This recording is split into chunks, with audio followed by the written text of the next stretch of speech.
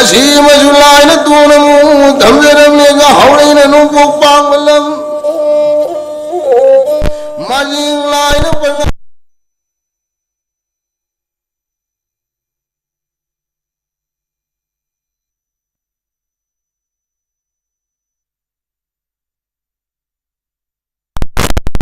suna magtabu dile raga chingu mai kai magtabu ole raga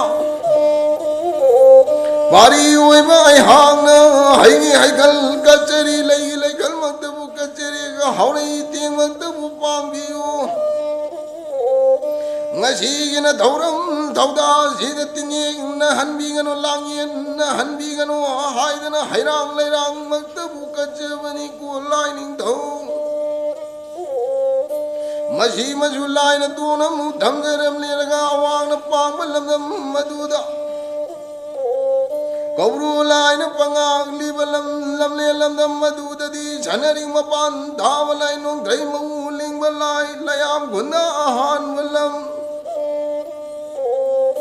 Mashi ki mai kai magdabu liraga chingu koyum laining thau lai mi anina ngasi ki taragi thauman magdabu Napari uiba kaya singa sinapang nagpamatam na tingi narakanu langi magtabu nakandho na magtabu kanbiram haidana humang na di changjo untara lon idu kaida lising na hana magtabu thaumi jaram giku lightning thau Mashi majulai na tunamu tamjaram liraga Maya na di sunuba magkoi na di lekoi pung lamni lamdam masida iram dam bukuli balai Lama batuma balam sema tu sema hanu kok jau hanu lai kamyan Thakdana soraren khadana thungaren iram dam bukuli bachingu koyum lining thau lining mi anira ngasi ko bo korong mana puri balam ne lamdam masidane napari namu moiba kaya singa sina taragi dhawal pangak pamatam da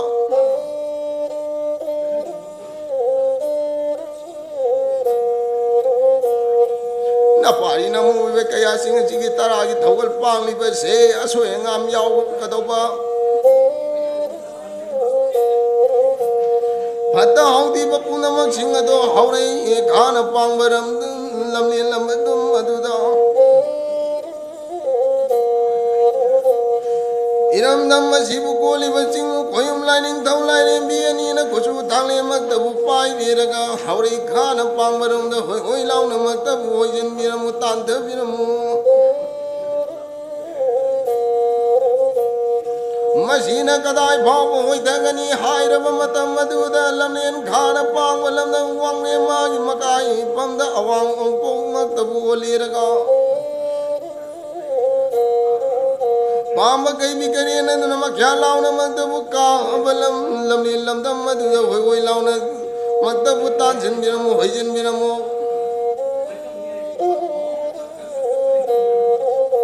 Maduda ki so dharak papa dharak badana khona mon bijinu hudut ki udang aduda kungona irik ta pugum ta hanbiram musayuna panting lamu langona pangapiram golaining dau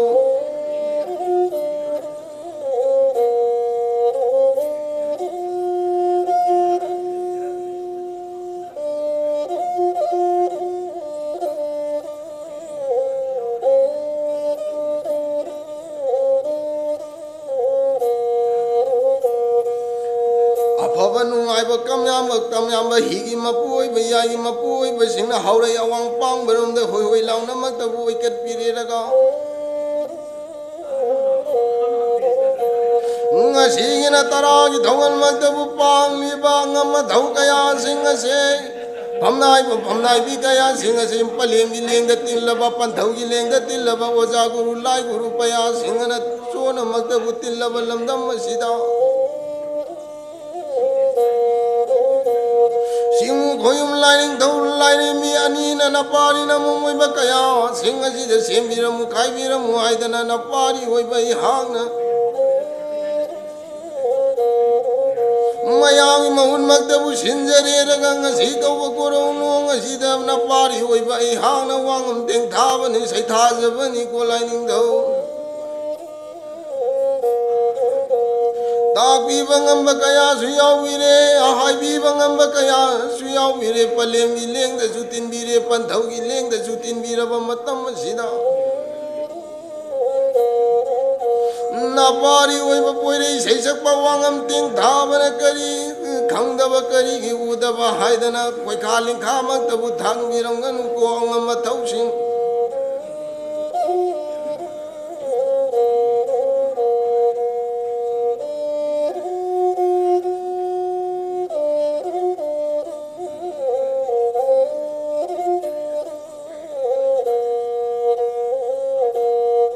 ꯃꯁꯤꯃꯁꯨ ꯂꯥꯏꯅ ꯇꯣꯡꯅ ꯑꯃꯨꯛ ꯊꯝꯖꯔꯝꯂꯦꯔꯒ ꯅꯄꯥꯔꯤ ꯑꯣꯏꯕ ꯄꯣꯏꯔꯩ ꯁꯩꯁꯛꯄ ꯋꯥꯉꯝ ꯇꯦꯡꯊꯥꯕꯅ ꯃꯇꯝ ꯃꯥꯅ ꯋꯥꯡꯂꯛꯂꯕꯅꯤꯅ ꯑꯔꯣꯏꯕꯒꯤ ꯄꯥꯡꯈꯩ ꯍꯥꯏꯕꯗꯣ ꯃꯇꯥꯡ ꯑꯁ꯭ꯋꯥꯏꯁꯤꯗ ꯂꯣꯏꯖꯔꯒꯦꯀꯣ ꯂꯥꯏꯅꯤꯡꯊꯧ ꯍꯩ ꯍꯌꯥ ꯍꯥꯏꯅ ꯁꯩꯍꯧ ꯏꯁꯩꯃꯛꯇꯕꯨ ꯇꯥꯟꯈꯤꯕ ꯍꯌꯥ ꯍꯌꯨꯝ ꯍꯥꯏꯅ ꯁꯩꯔꯣꯏ ꯏꯁꯩꯃꯛꯇꯕꯨ ꯇꯥꯜꯂꯝꯒꯦ ꯍꯩꯅ ꯏꯄꯥꯔꯤ ꯍꯌꯥꯅ ꯏꯃꯥꯅꯤ ꯍꯩ ꯍꯌꯥ ꯍꯥꯏꯅꯃꯛꯇꯕꯨ ꯁꯩꯔꯣꯏ ꯏꯁꯩꯃꯛꯇꯕꯨ ꯇꯥꯜꯂꯛꯂꯤ ꯁꯥꯡꯅ ꯆꯠꯈꯤꯕ ꯅꯤꯡꯁꯥꯁꯨ ꯁꯥꯡꯅ ꯍꯟꯖꯤꯟꯖꯔꯒꯦ ꯇꯦꯟꯅ ꯆꯠꯈꯤꯕ ꯅꯤꯡꯁꯥꯁꯨ ꯇꯦꯟꯅ ꯍꯟꯖꯤꯟꯖꯔꯒꯦ ꯍꯩ ꯍꯌꯥ ꯍꯌꯥ ꯍꯩ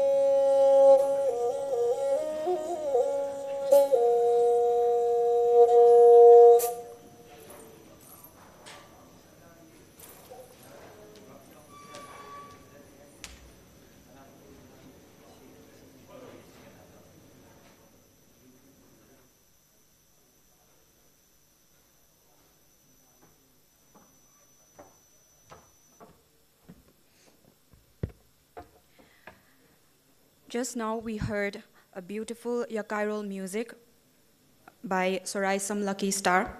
Next we have a performance by Jakpa Andro Panam Ningtho, Maihobirol Cultural Group Performance.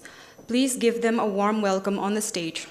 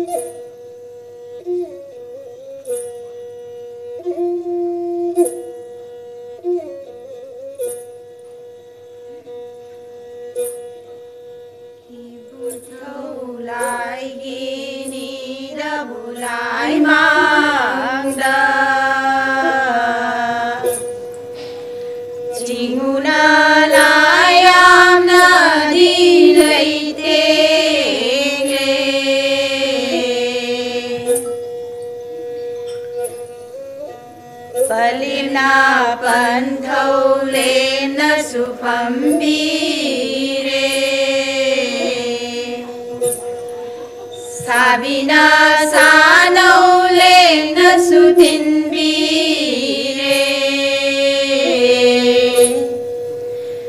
Nasunagalirang mami ay koina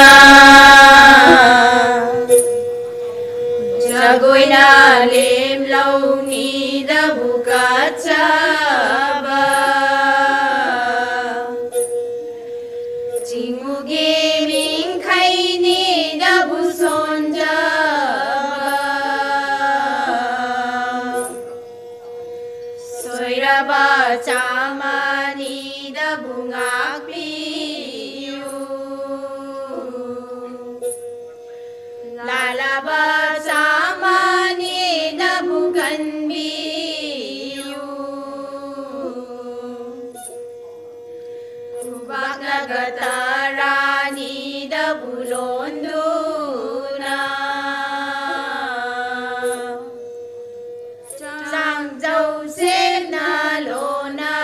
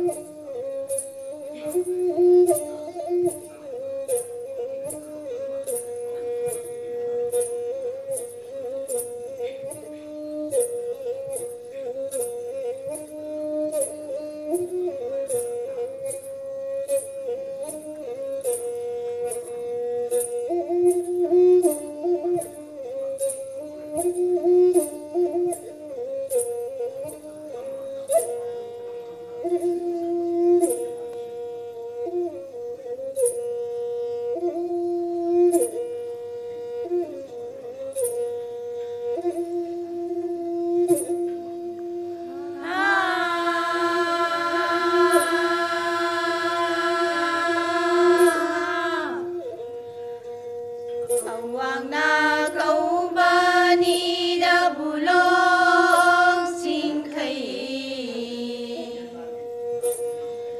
Awang na kauba ni dabulong singkay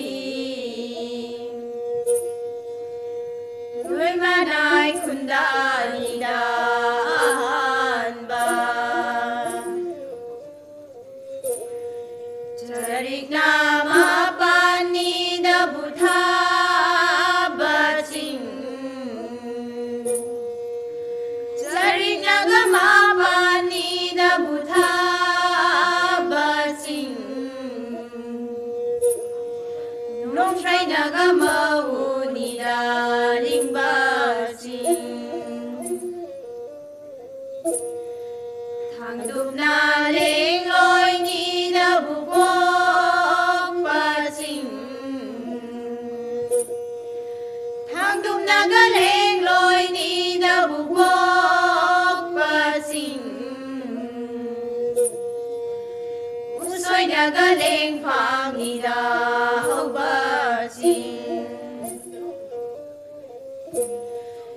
nung na lin bom na reng bok ba sing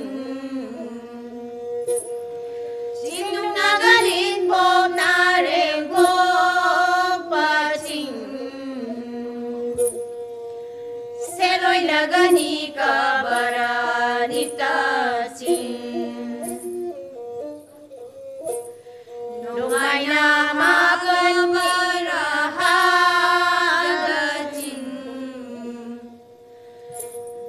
nung mai na ga ha ga bara ha da sing tere nau na ga yot pi ni la wi tha sing nung mai na ma pan ni da bu lai teng ba nung mai na ga ma pan ni da bu lai teng ba Chingu la yam na di khun da sing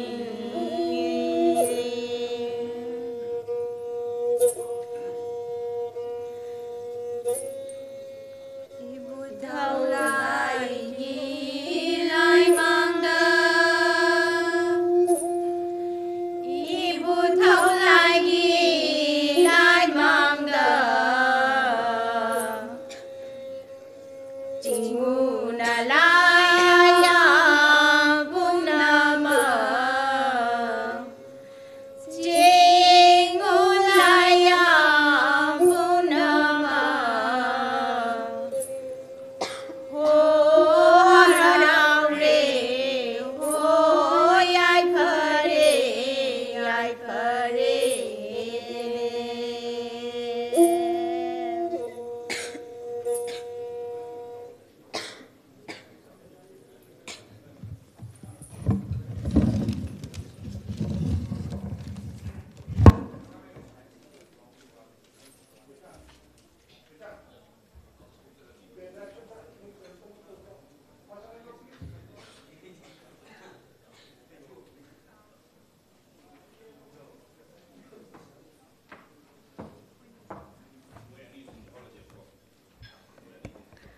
That was such a wonderful performance from the Chakpa Andro Panam Ningtho group. Let us give a warm hand for their performance.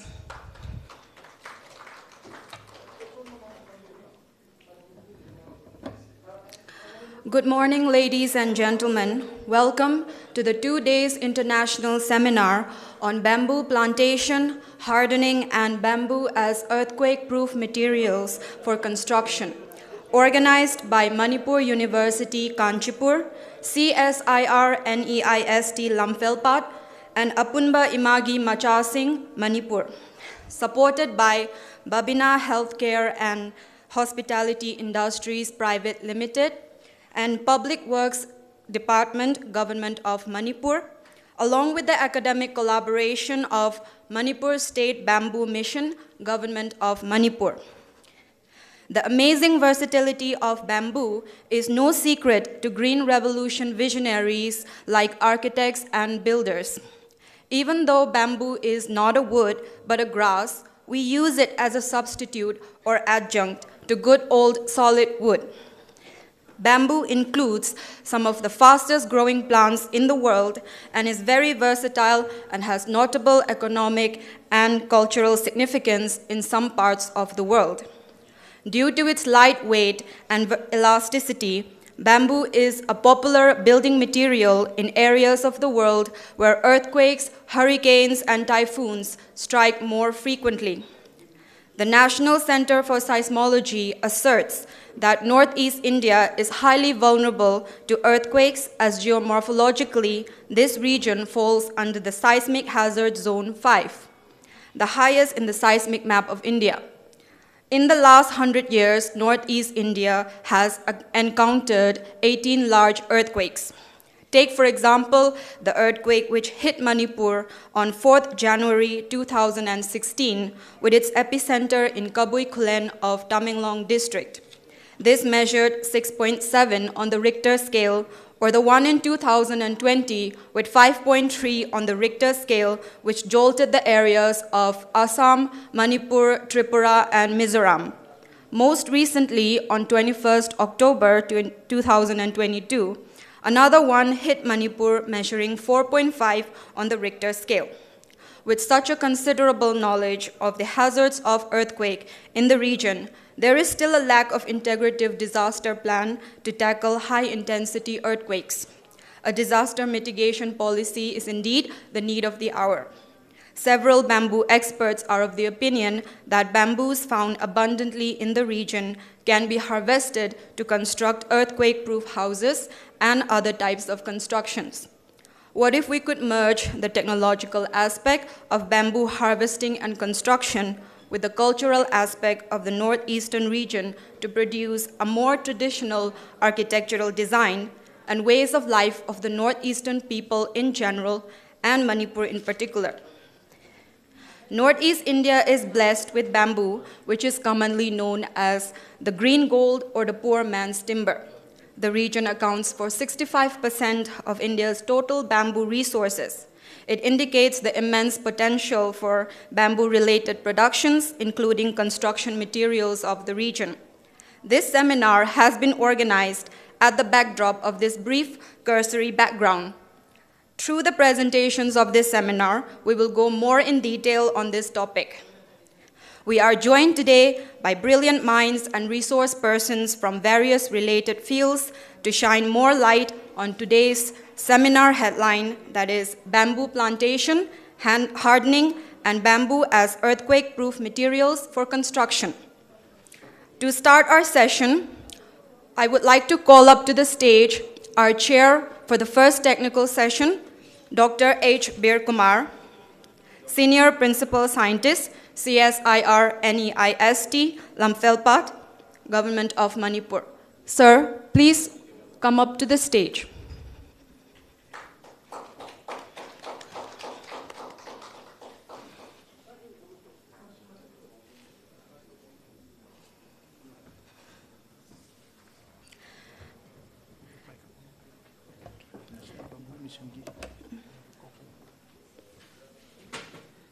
Next, we have, as co-chair, I would like to welcome to the stage Dr. Jean-Luc Kuyomji, President, Bamboo Science and Innovation, World Bamboo Ambassador.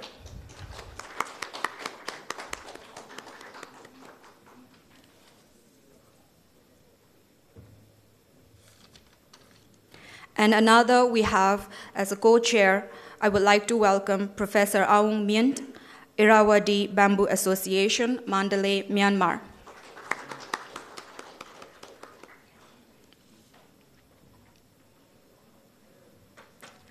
And now we have our three speakers.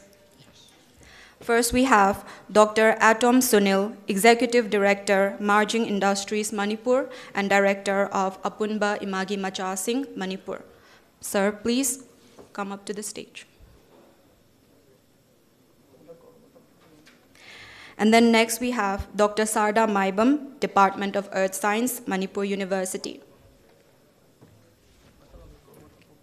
And then lastly, we have the third speaker, Mr. L. Ramananda, Scientist, B. Geosciences, MARSAC Planning Department.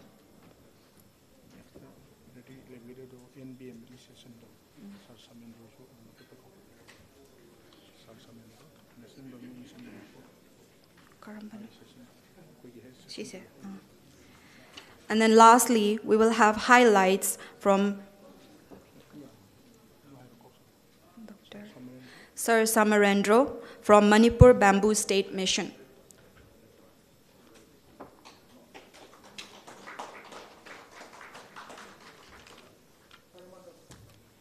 So now we will begin the first technical session, Earthquakes in Manipur and Northeast India.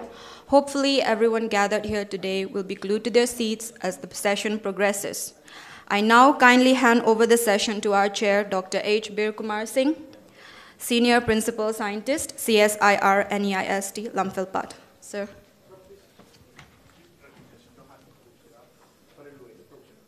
Lawyer, however, gift.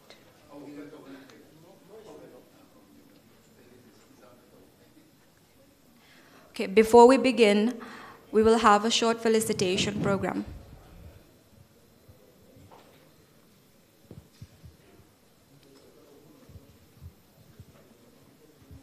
This is just a small token of appreciation.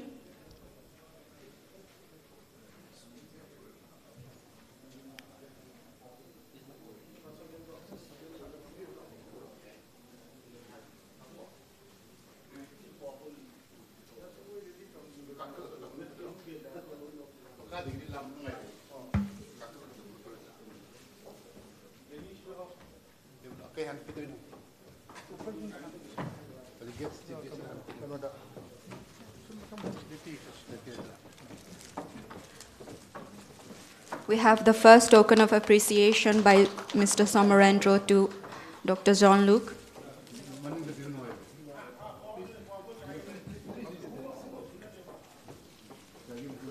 Next we have to Dr. Bir Kumar.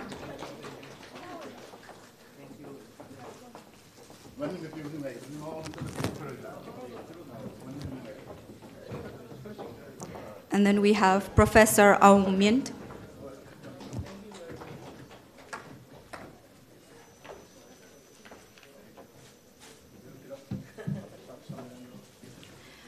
And then lastly, we have Sir Somarendro.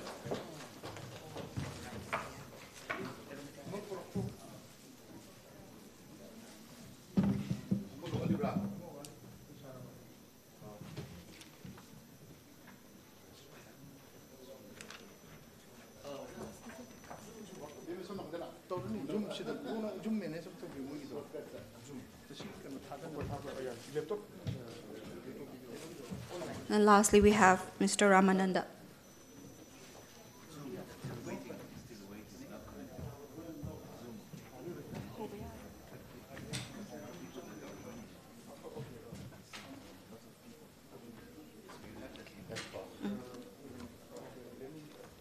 Okay, so we can now formally begin our technical session. I hand over the session to our chair, Dr. H. Bir Kumar.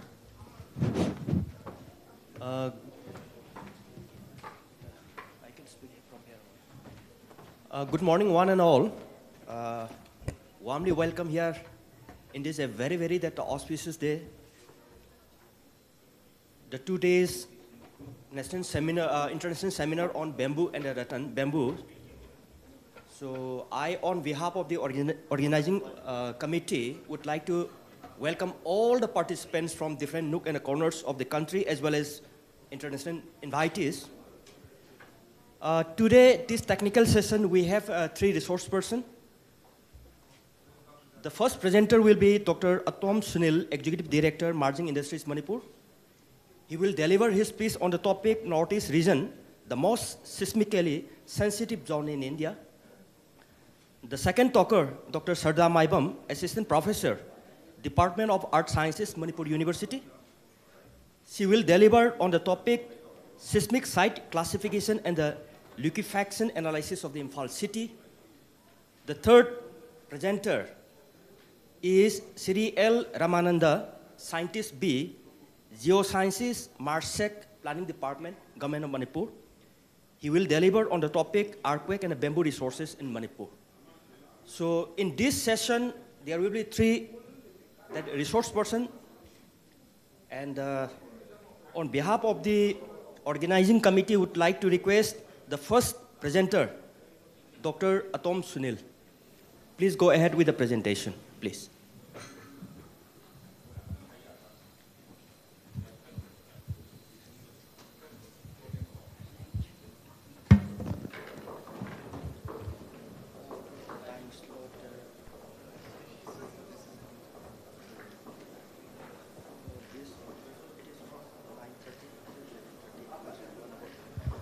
Time slot given to every presenter is around 40 minutes and maybe around 5 minutes, maybe discussion session.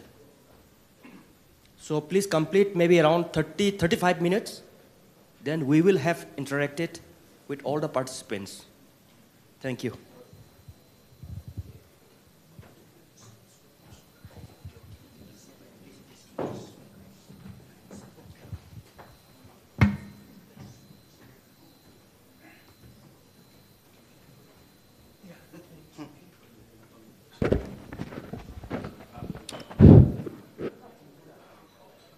Good morning, everybody.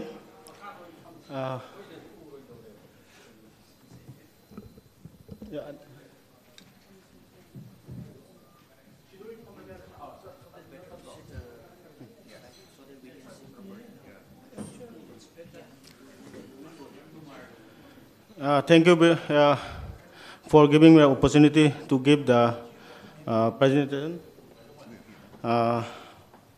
Myself, Dr. Atom Sunil Singh, I'm going to talk on the Northeast regions, the most sensitive, most seismically sensitive zone in India, and on the 2 days international seminar on bamboo plantations, hardening, and bamboo as an earthquake-proof material for construction.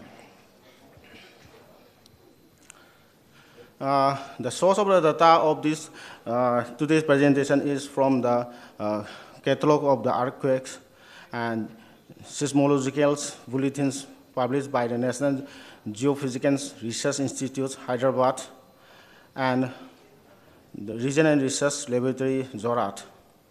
The input data from the distance seismic station were GPS time-based. Everybody knows that what is the earthquake? It is a sudden release of energies caused by the sudden slip along the fault lines. Generally, I am talking about in the Northeast case, and earthquake occur throughout the world and has been recorded since ancient time. In the recent years, earthquakes have become increasingly frequent due to the anthropogenetics activities. It is very relevant to the what today's seminar, that means bamboo. And I would like to link with bamboo and earthquake here. There are some type of earthquakes. First is the most prominent in Northeast India is the tectonic earthquake.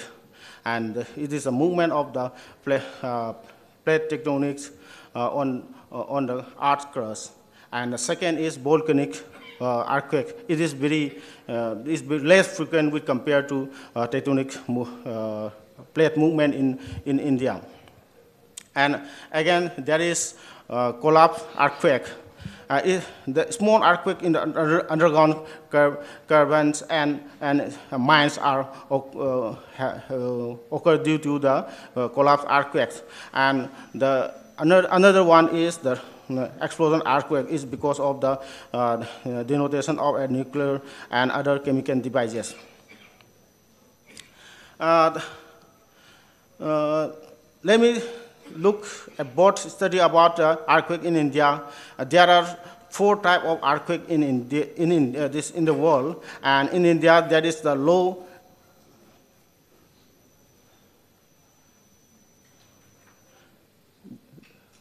There is low intensity. It is included in the zone 2. Especially it is in the peninsula India, and the second one is that it is called zone 3.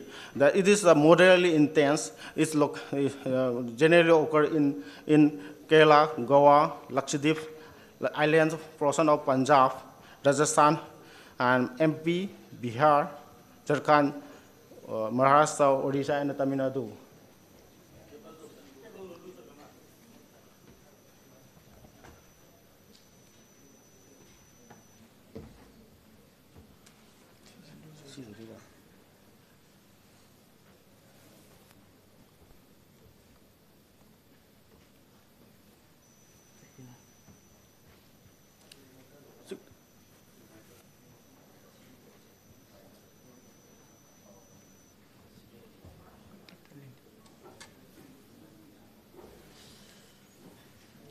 Singtel kanungtel kana kumaja.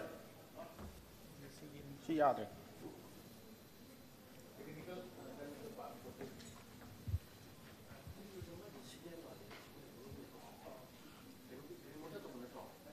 Nothing.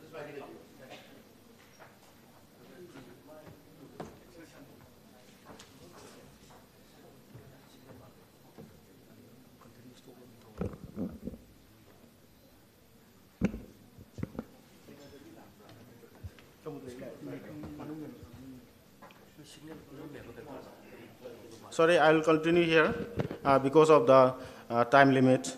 And third one is the zone 4.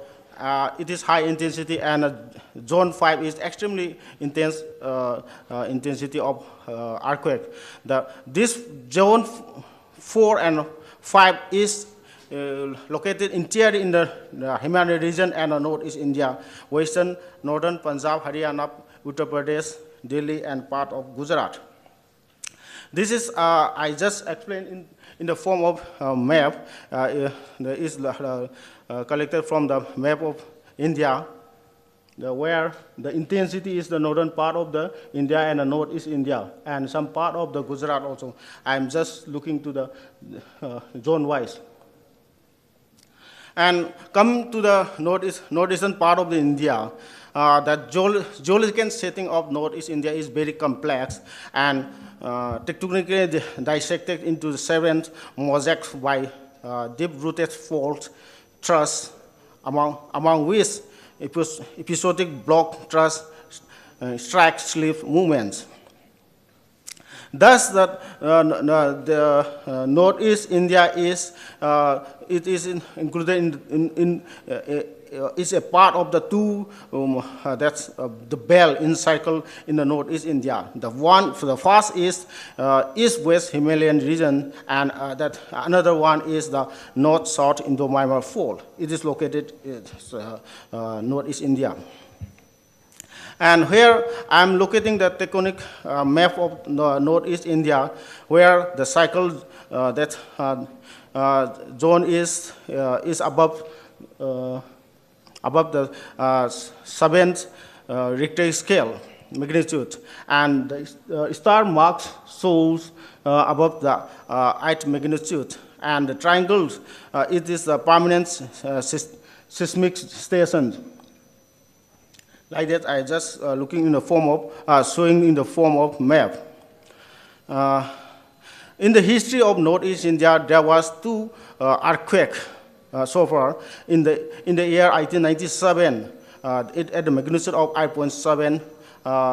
It was happened in the Shillong Plateau. The second one is Assam Tibetan earthquakes. It was occurred in 1950. Apart from this earthquake, there are some major earthquakes. These earthquakes are occur. Is about more than 70 earthquakes happen. That some major earthquakes, and this earthquake is mostly occur in the tectonic belts of the plate margin of the Himalayan mountain. Even the phenomena of this market was very complex. This is the major earthquakes I just mentioned. It was happened in the northeast India with timeline I'm just showing, and I am also looking to the vulnerability of the earthquakes. It shows, with compared to others, the northern part of the Arunachal Pradesh is little safer with compared to the other part of the northeast India. And there is moderate earthquake in the plains of Assam and Manipur, and some northern part of the Mizoram and Tripura. And severe damage very high was occurred in the upper part of Assam. high intensity was occurred in the southern part of the Manipur and southern part of Assam and Meghalaya, so on.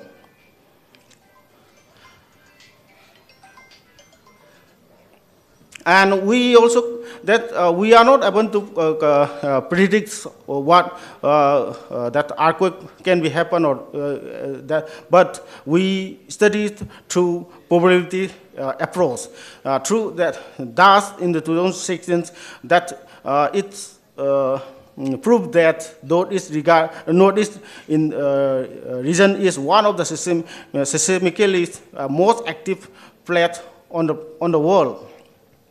And Northeast India is located in between the Burmese arc and this Himalayan arc.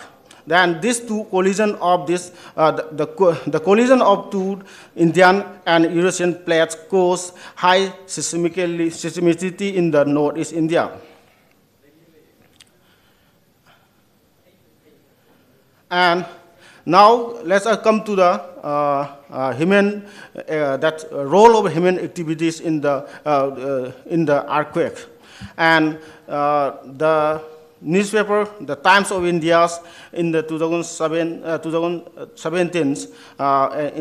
in the month of October 7, it published that 728 earthquakes in the year in the past 150 years was occurred because of the human activities. The human activity includes the mining projects like mining of minerals from the earth surface and construction of big dams and nuclear explosion and freaking drillings from the oil gas from the earth underground of the earth, and deposition of wastewater. Like this because of these human activities, that it formed a pressure, and that fall of the earth was slip, and loading of the earth surface where it was not loaded before, such an reservoir on dams which add stress to the fall. Thus, the earthquake was occurring in because of the human activities. And now let's come to the how to mitigate that earthquake. There are many measures, but we are not able to forecast how that earthquake will be occur. But we have to reduce the vulnerability of the earthquake. In such of the we cannot predict that kind of earthquake, even though we have some resources, studies on this, and we by studying the past records and frequencies of earthquake, and thus it is the remote sensing and the GIS took a big role to mitigate earthquake.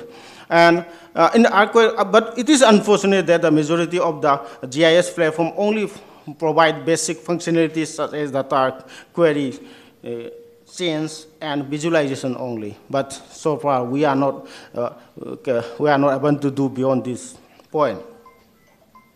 Now let us come to the point in my concluding remark. Can bamboo mitigates earthquake? I just mentioned about the earthquake was occur some 784 cases are there is because of the human activities. Then human activities, what we are doing is that we extract oil, we extract from gas from the underground water, and by replacing that using of petroleum and other mineral from the biological form of resources, we can mitigate the earthquake. So that bamboo take a big role. First, biofuel. Biofuel, bamboo is producing a lot of potential from taking out the biofuel from the bamboo. And even now, even the government of India is taking to take ethanol from the bamboo, and even there is regulation for taking the ethanol from the bamboo. And if we do so, and it is very in China, it's proved that bamboo is very technically and economically is very feasible with compared to petroleum. That means it's very that cheap. It can produce a very cheap ethanol. And then again, it comes to the bioenergy. Bioenergy is where we have some natural calamities because of the taking out gas from the ground. So bioenergy we can produce from the bamboo also. And like this, we can produce the biominerals from bamboo.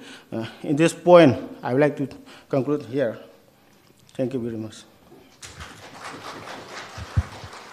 Thank you very much, Dr. Sunil. He has highlighted the classification of this zonation of these earthquake-sensitive areas. We should be very much precautious and sensitive in the sense that our region, the whole Northeast as well as the whole Himalayan range, falls within the zone 5 of seismic sensitivity. So means we are in a very, very severe zone. So I hope that we should have knowledge of what is the earthquake, what is the impact of the earthquake, how the earthquake can be managed, and how we can save from the disasters that earthquakes. So this workshop is really, really important, and Dr. Sunil has highlighted the clear picture of this sensitivity of the earthquake. So I hope that his topic will be benefited, means gaining knowledge to all the participants. Our department, CSIR, the Council of Scientific and Industrial Research, we have altogether 39 national institutes across the country. Our institute, NEIST, where I am working, Northeast Institute of Science and Technology head office is located at Jorhat, and we have the branch laboratory at Lamphelpat, where I am working, and we have another station there at Arunachal Pradesh, Itanagar. Our institute has a separate department, separate division of this geoscience. Huge data we have collected. We have the monitoring station across the Northeast, around 38 monitoring stations we have already installed, as well as the Manipur University, the geography department, they have very active research on this area. I hope that maybe our department, or we can join hands with the experts of the Manipur University, and I feel that we can contribute at least in this area, in this sector. So thank you very much, Dr. Sunil. Maybe around that 2-3 questions may be invited from the audience, from the participants. Anyone have that any question to Dr. Sunil? He can clarify.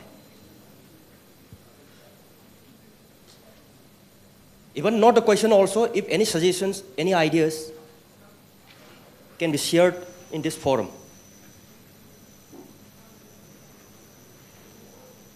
At least 1 or 2 I am expecting.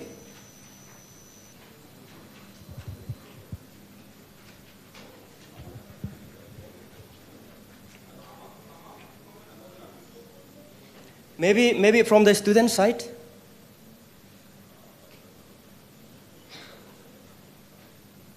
Any students?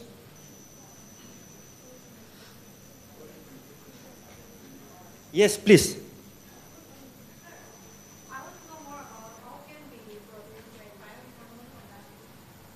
Yeah, Dr. Sunil is here. He can give the reply.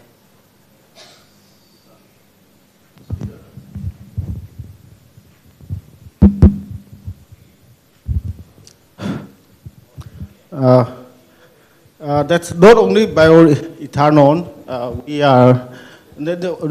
I mean, it's already success in China. The production of this ethanol. But in India, we are some organizations, government institute, with the technical help from the Finland, they are trying to extract bio ethanol from bamboo. Actually, that technical is very, it is very, very high, and that fast they will shift into pieces, not in powder, and it will boil to the hot water, and then the process is doing like this, and it's very long process. Thank you. Yeah, means that technology is available globally, so we can go through any that protocols and technologies. It is available already. In fact, I would like to share the knowledge with international participants, a resource person. Because in Manipur, bamboo plays a very, very vital role in the life of these Manipuris. From childbirth to death, bamboo is must.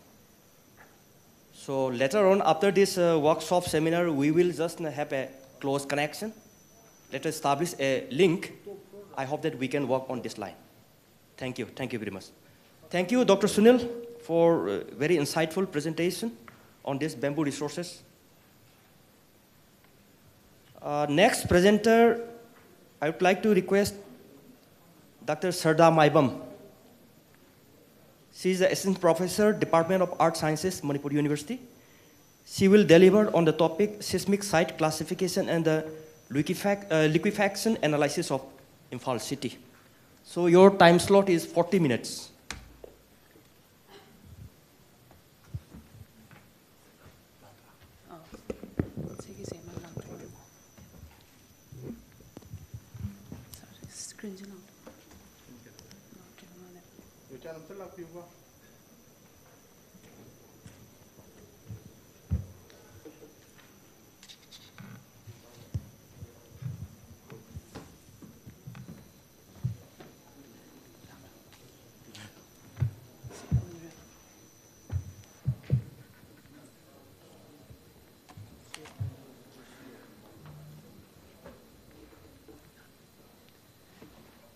Technical person from hotel ki anyone from technical person from hotel? They are very familiar now.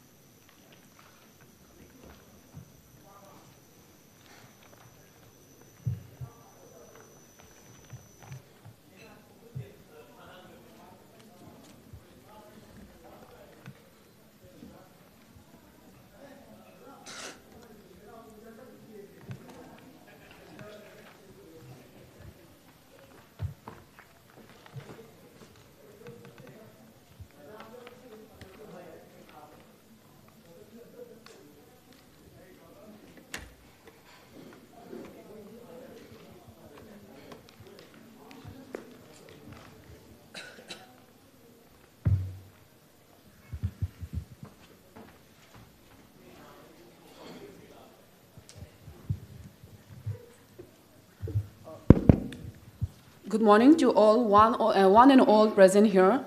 As a part of the two-day international seminar on bamboo plantation hardening and bamboo and earthquake material for construction, today I am going to present you about the seismic site classifications and liquefaction analysis for the Imphal city. Okay, before coming to the main point, our previous speaker also already told that that is the northeastern side is the highly seismic zone of India.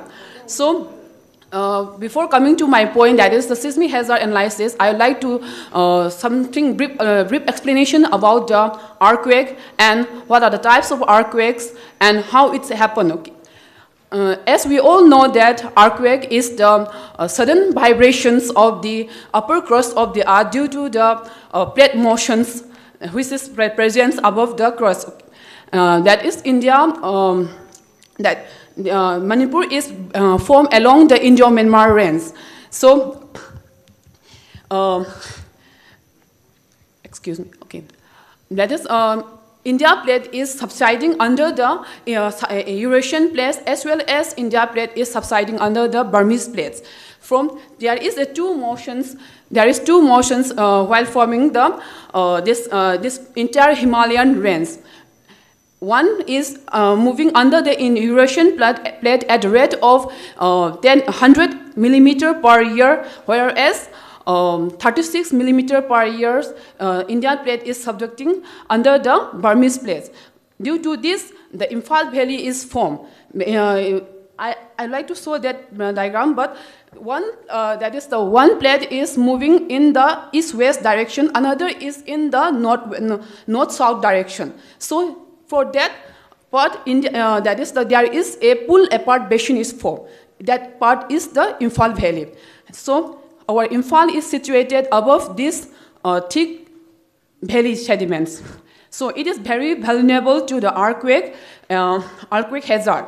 So before constructions of any engineering structures, any high-rise building or any civil structure, we must perform seismic site classification. Seismic site classifications inform us about the site response of the particular specific area. That whether the subsurface soil will be support to that kind of building or that kind of engineering structure that I would like to explain. So seismic site classification, for doing seismic site classifications, we need to do geotechnical investigation as well as geophysical investigation. Geotechnical investigations includes that drilling, borehole drillings, and geophysical instruments, including MASWA, that is the multi-channel analysis, MASWA, PS logging, etc. From that, we will know the shear wave velocity of that particular sediments, from which we have to build the structure. So, and for the geotechnical investigation, we have to collect the soil sample from the field, that is the undisturbed sample, disturbed sample, as well as the SPT samples. Okay. If it will be fine if it is working, because I have a lot of pictures to explain.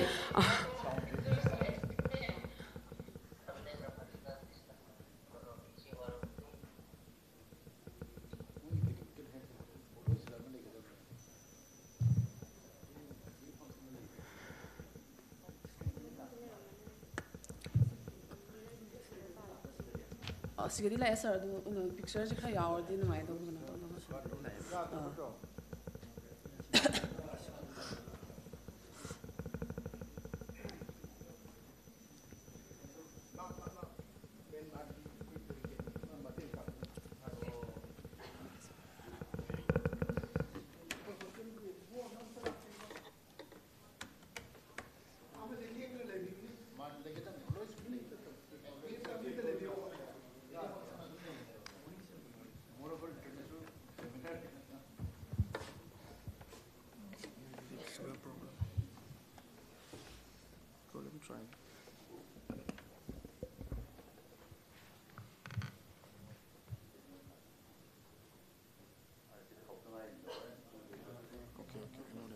I know, sir. No, there's no problem, sir. Yes.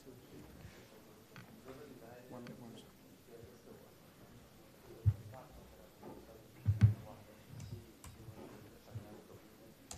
Okay.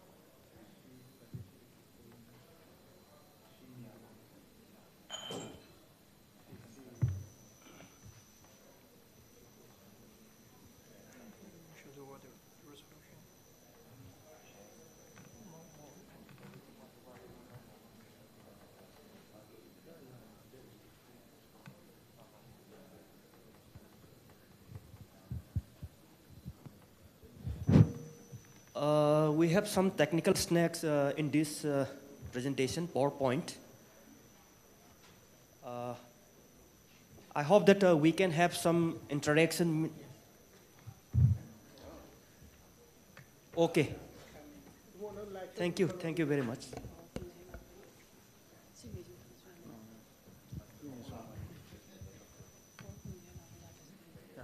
Okay. Sorry for the technical error. So, as a part of two-day international seminar on bamboo plantation hardening and bamboo as an earthquake-proof material for construction, I'm going to present you seismic site classifications and liquefaction analysis of Imphal city. So, first, just briefly about the earthquake. We all know that the earthquake is the sudden rapid vibrations of ground caused by the sudden fractures and movements of the large segment of the rock in the earth crust. It can be based on their mode of generations. It may be tectonic earthquake and volcanic earthquake and induced earthquake, as the previous speakers talk about this different type of earthquake generations. I would like to explain about the intraplate and interplate only. Okay, intraplates are the earthquakes which are occurring between the two different plates, like in the Himalayan regions. All the Himalayan earthquake and the Indo-Myanmar earthquake are the intraplate earthquake, whereas the earthquake that happen in the peninsular India are the interplate, that is within the plate of the Indian plate. That is called the interplate earthquake. According to the magnitude, earthquake can be classified into ultra micro earthquake, micro earthquake, small earthquake, moderate earthquake, major earthquake, and the great earthquake, which is greater than 8 magnitude earthquake. For the engineering point of view, this major and moderate earthquake to the great earthquake are considered because they will affect the structure. That is the earthquake, that is small earthquake, and the micro earthquake are only for the seismological point of view. So, in the last 100 years, Manipur has experienced about 250 medium earthquake, which is greater than 5 magnitude, and 27 numbers of earthquakes which is greater than 7 magnitudes in the last 100 years. So the Imphal city, which is one of the that is developing as a part of the South Asian corridor. So in the recent decades, in the last 10 years, the city is developing very rapidly. Development will be that if it is unplanned, that is without any engineering point of view. If it is unplanned, that is urbanization, it may lead to the high risk to the vulnerability to earthquake. Okay. During earthquakes, there are different types of waves which produce during earthquakes, like the body wave, surface wave. In body wave, there is P wave and S wave, which we already know that the P wave is coming like the expansion and compression, and whereas the S wave is the undulating type structures. And the next is the surface wave, which consists of luff wave and railing wave. This surface wave luff wave is moving east-west directions, and whereas the railing waves is moving on the surface like elliptical rotations. These two, that is the surface wave, luff wave and railing wave, are very dangerous to the engineering structures. This wave affect the engineering structures. Mainly affect the engineering structure. These are some pictures that how seismograms, that is the seismic wave, are recorded in the seismogram. That is the left side is the earlier one, and then the right side one is the digital format of the earthquake. So, in and every stations we have in one station we have collected 3 form of earthquake waveform, three waveform. That is the one is the east-west direction. For a single wave, they have 3 components. One is east-west direction, another is the vertical direction, and the next one is the north-south directions. that will depend on the, that will record it on the that is seismogram, and from that we can interpret it, the locations and the magnitude of that particular area from where the earthquake is happening. At least 3 stations we need to calculate the epicenter area. And next is the frequencies of the earthquake. That is, frequency of the earthquake is number of earthquake increases tenfold is decreases of 1 magnitude unit. That means if an area is experiencing 4 magnitude earthquake in a month, then it will experience 10 earthquake of 3 magnitude and 100 earthquake of 2 magnitude and thousands earthquake of 1 magnitude in that particular in that particular month. Same. This is the seismic status of the Northeast India. That is the that left side is that is the zonation map of India, in which the whole Northeast is come under the zone 5, which is the severe seismicity. And the next another one, that is right side, is the probabilistic, that is the PGA, peak ground accelerations maps prepared by the Institute of Seismological Research. Okay, this is that one. That difference between these two is the another one is the that is classified on the basis of number of earthquake happening in the last time, and the right side map is prepared on the basis of the large earthquake that has happened in that particular area. Suppose Kasar earthquake, Assam earthquake that happened in the Northeast India, and the Bhuj earthquake in the Kutch, and the Kangra earthquake in the that one Kargil, that is in the northern side. All these great earthquake are considered, and with the probability of the earthquake in the set regions of 10% in the next 50-year probabilities. This is the peak ground accelerations of the this whole India. This is the preliminary reports. That the final report will be coming soon. So, as we all know that our Northeast India is experiencing a lot of earthquakes during the last 100 years. This red stars indicates, where is this? Red star and the red spin ball indicates the 2016 Manipur earthquake, which shows that it is in the strike strip motions. So that means I have already in the previous that I have told that the India is moving under the Burmese plate, but here it is showing that the strike strip pole. Strike strip pole means there is no displacement, because this is due to the plate motion between the India plate to the Eurasian plate as well as the Indian plate under the Burmese plate. So there is a extensional force is there. So due to that external force, this earthquake is occurred. That means this. January earthquake.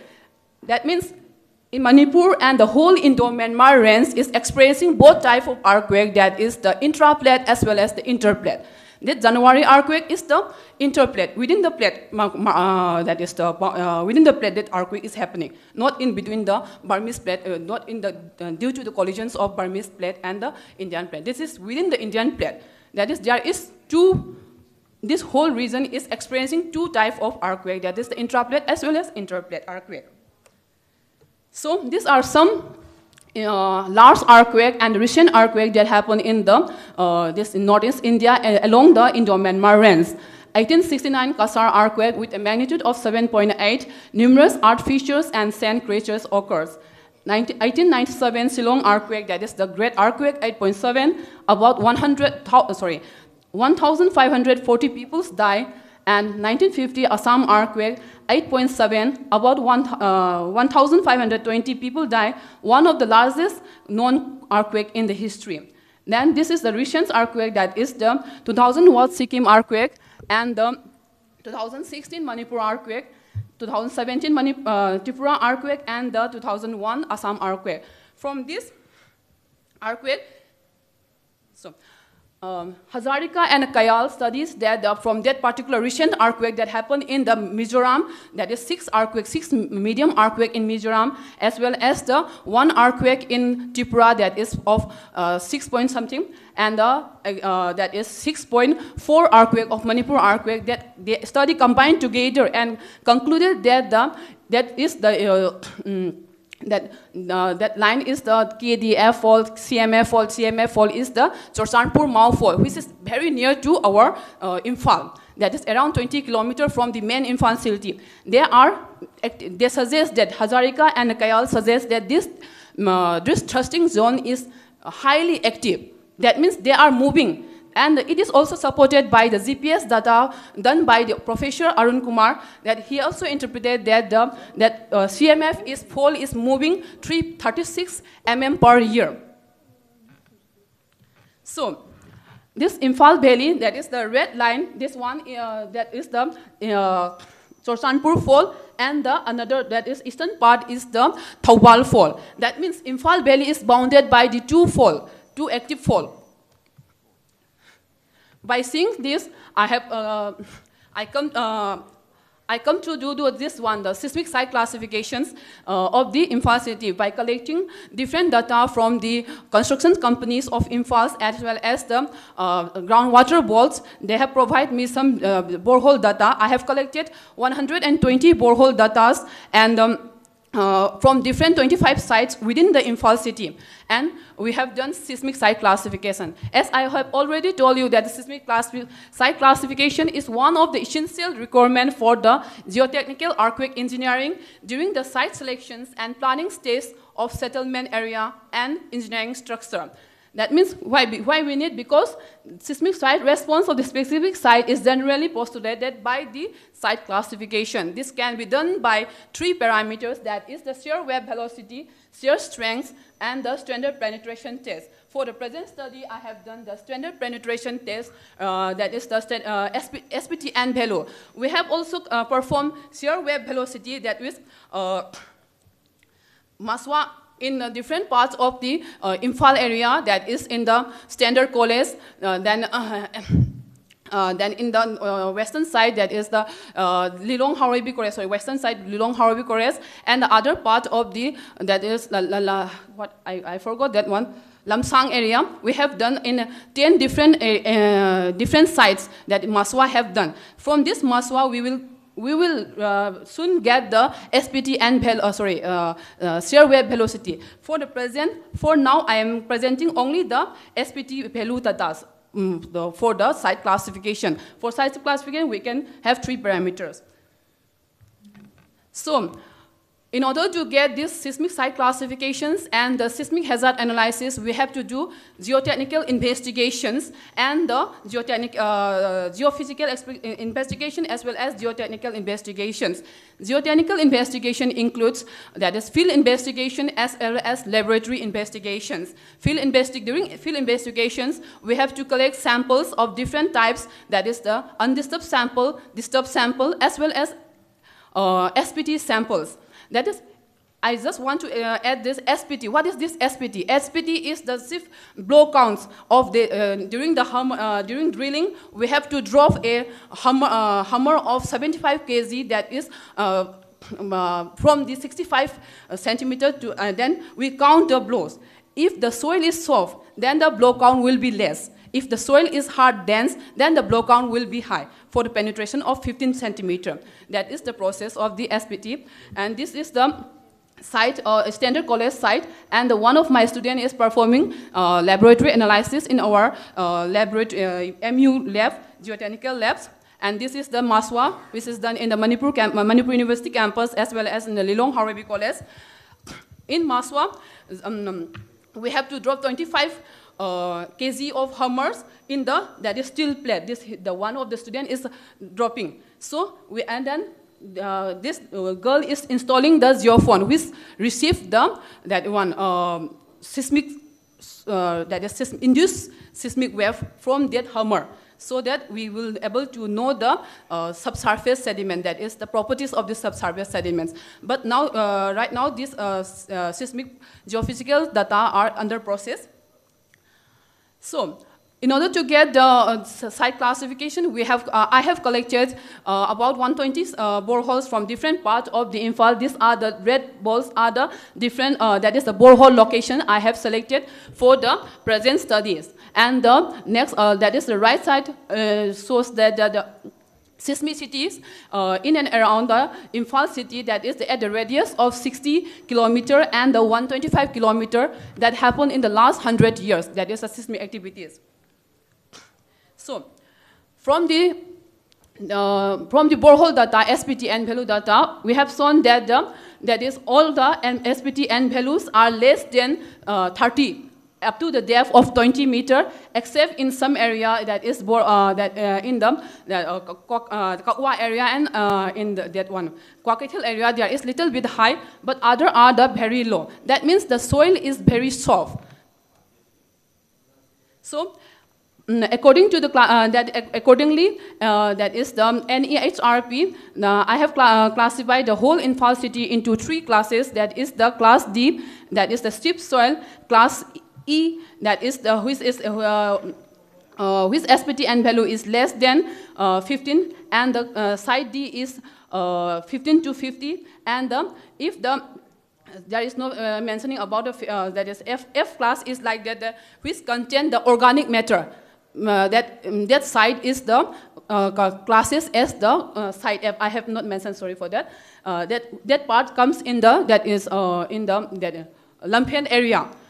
That sediments are maximum organic, that is about 80% are organic matter that are susceptible to liquefaction. So what is liquefaction? That means the liquefaction is the common phenomenon that occurs during the earthquake. That means simple technical term of liquefaction is the strength and stiffness of a loose saturated cohesionless soil is reduced by the earthquake shaking. That means the liquefaction is occur in the loose sediments, loose and coarse grained sediments. So due to increase in the pore water pressure during the earthquake. So the soil behave like a viscous fluid, and the heavy structure sink and the light structure will float. So this is the effect of liquefactions. That is there is a fine sand and silt deposit, and the fine sand below that it is thus fine sand and silt below the water table and above the water table. When the earthquake is shaking, then all the sediment due to the liquefactions, there is a permanent deformations of the surface, as well as there is lateral spreading also, and somewhere it may occur settlement also. Settlement of the structures will be happen. So there are 2 types of liquefaction, that is the flow liquefactions and the cyclic mobility liquefaction. Flow liquefactions are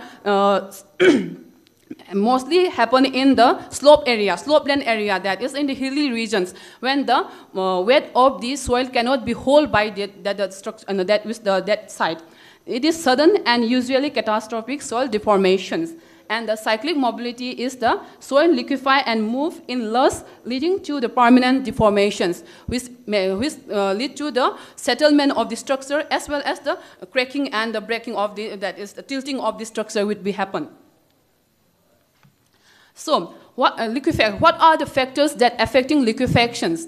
That is one is the earthquake intensity and the durations. If the earthquake intensity is high, then obviously there will be susceptibility of liquefaction will be high. And if the earthquake is duration of the earthquake is also large, then susceptibility will also be large. And next one is the depositional environment. Depositional environment means the alluvium deposit, like in the aeolian soil, aeolian sand. Then fluvial soil, that will be susceptible to as compared to the dense soil. Then grain size and soil type. If the soil sample has large amount of sand and the silt, then it will be susceptible to liquefactions. And the soil types comes if the loose soil and the dense soil. Loose soil are more susceptible to liquefaction as compared to dense soil. So next one is the groundwater table or degree of saturations. That is, groundwater table means liquefaction will happen only when the water is present in sediment, in that particular sediments, that the pore pressure develop in the water. Suppose grains are distributed. So here, this picture, the right side pictures, if the soil is compacted with water, when the earthquake is shaking, the soil particles, that solid particles tend to compact each other, and the soil, liquid will try to escape from that with pore water pressure will develop.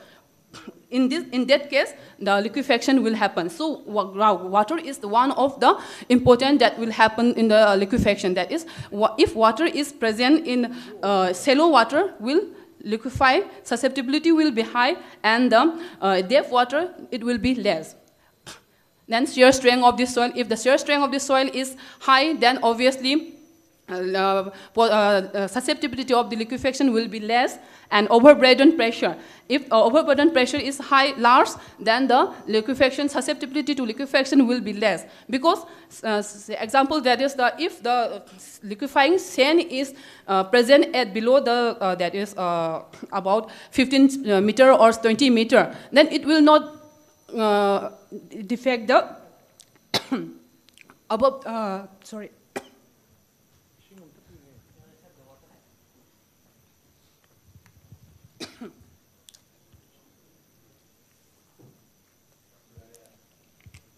Thank you.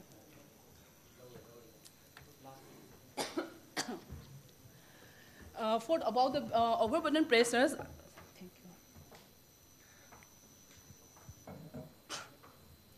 If an art dam and a gravity dam, compared to art dam and a gravity dam is very heavy, in the same area, if we build the art dam and the gravity area, that is the overburden pressure of the art dam will be large, and the, gravity dam will be large as compared to the art dam. So liquefaction susceptibility will be large in the art dam as compared to the that is gravity dam.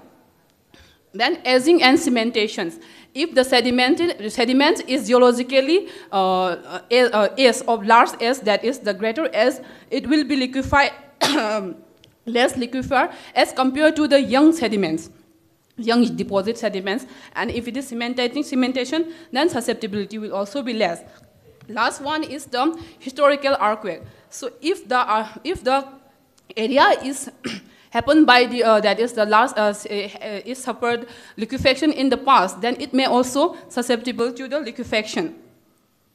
So for evaluating liquefaction analysis, we have two steps. That is the liquefaction susceptibility that I have already told, that is historical criteria and geological criteria, and the liquefaction potential analysis. That means if the area is susceptible to liquefaction, then how much it will affect the structure. That will be calculated by the liquefaction potential. Here we include two steps. That is the factor of safety. Determination of factor of safety is done for each and every layer, and the determination of liquefaction potential is the sum weightage of the 20 meter. Because up to 20 meter we have done analysis for the liquefaction potential. Because below 20 meter is not doing maximum. Up to 20 meter is foundation area of any high-rise building is done up to the 20 meter. So target is the 20 meter. Then I have already explained that historical criteria and geological criteria. That I just about the compositional criteria. If the soil is the plasticity index, that means the clay percentage is high, then it is liquefaction will be less. If the plasticity index, this is sometimes technical term, if the plasticity index is less than 7, then it will be susceptible. And if the plasticity limit is greater than 21, then it will be, there will be no liquefaction, although it may contain, that is the sand. And in the plasticity limit between 7 to 21, we have to do compulsory soil class, that is the analysis, that is geotechnical analysis. So after doing the, that is the different criteria, considering different criteria, the Imphal city is classified, that is moderate to high susceptibility to liquefactions. That means the surface lithological units are lacustrine deposit, that means the lake deposit, and the book swampy area, alluvium floodplains and river channels, fluvial lacustrine deposit, and overbank. Imphal Valley is mainly dominated by this alluvium and floodplain, which shows that moderate to high liquefiable. Dr. Sarda, please just try to complete within 1.5 Okay, I'm just sorry. Okay, thank you. So, Liquefaction potential analysis of the Imphal Valley is done in 20 boreholes for the 2 PGA value, that is the peak ground accelerations of 0.111 Z and 0.36 gals. Out of 20 boreholes, only 2 boreholes, that is the borehole 11 in the western side and the one in the eastern side, are liquefiable at the PGA 0.36, that is the high PGA value. And the for the 0.11 gal, only one borehole, that is the borehole 11, is liquefiable. The SPT value of this borehole area are, although the SPT value of this area are low, which ranges from 3 to 8, and the soil are composed of silty sand or silt with low plasticity, the area is less liquefiable because due to the presence of this silt, clay materials. So I would like to acknowledge the Central Public Work Departments and Panthoibi Housing and the BR Civil Work Constructions for providing me valuable data for this analysis. So, earthquake doesn't kill people, building does. Thank you for your kind attention. Thank you very much, Dr. Sarda, for completing your presentation on time. In fact, she has already just highlighted in details about the classification of this earthquake as well as the liquefaction with special reference to Imphal.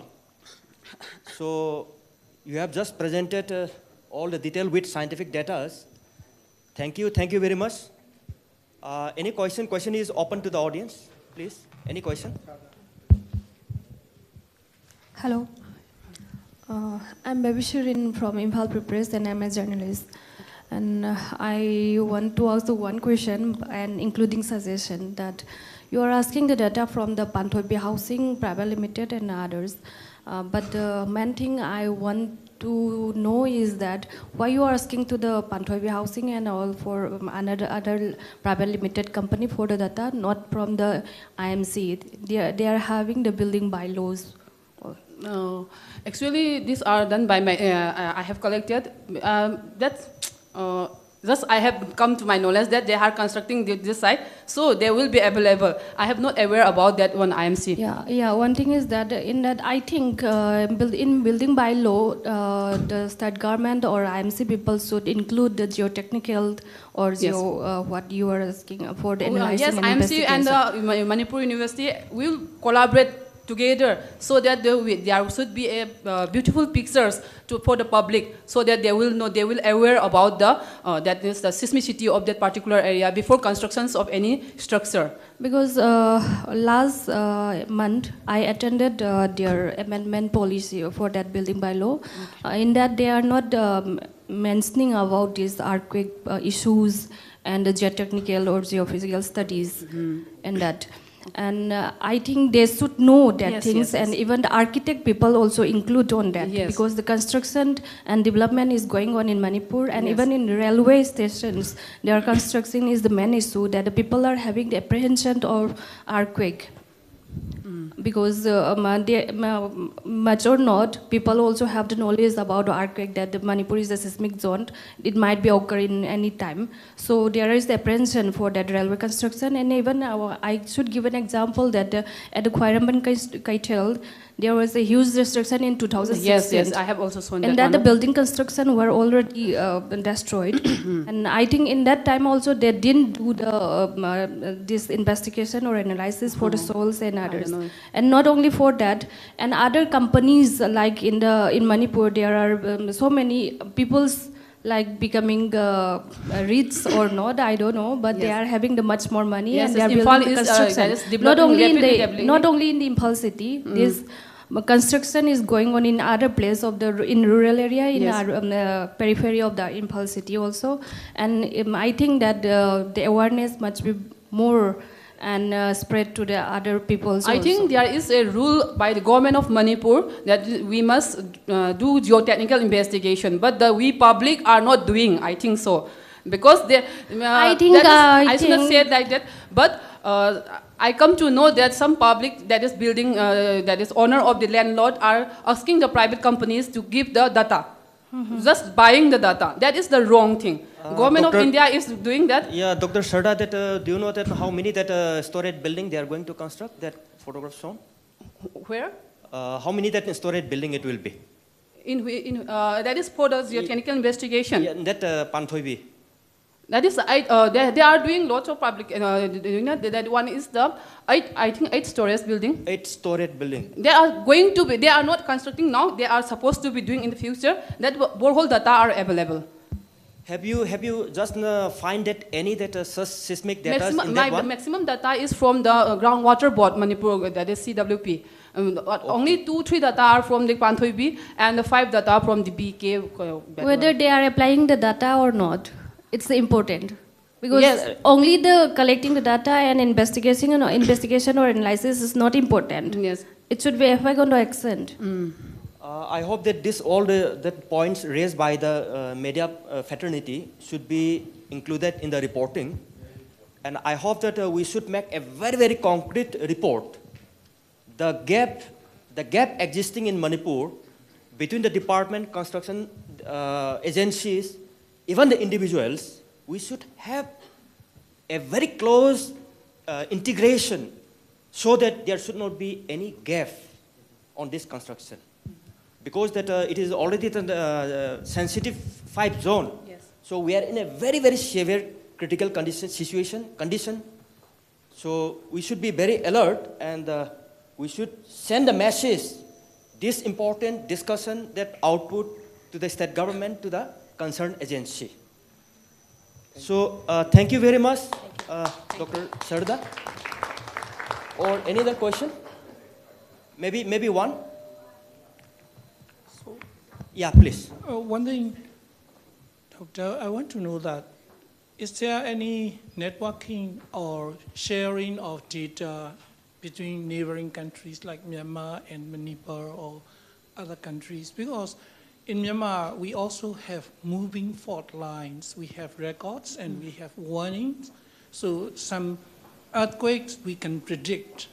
So to some extent, it's preventable. As has been mentioned by you, earthquakes are unpreventable, but we can save lives by early warnings. So if there is a network between the neighboring countries and sharing of data, we might be able to save a lot of lives. Yes, So sir. Yes, my sir. We can question have is MOU there between any our networking? university and the institute from your country. We can have MOU signed, sir. Then we will be collaboration work. Yeah. Then it will be benefit to the human that is. Sure.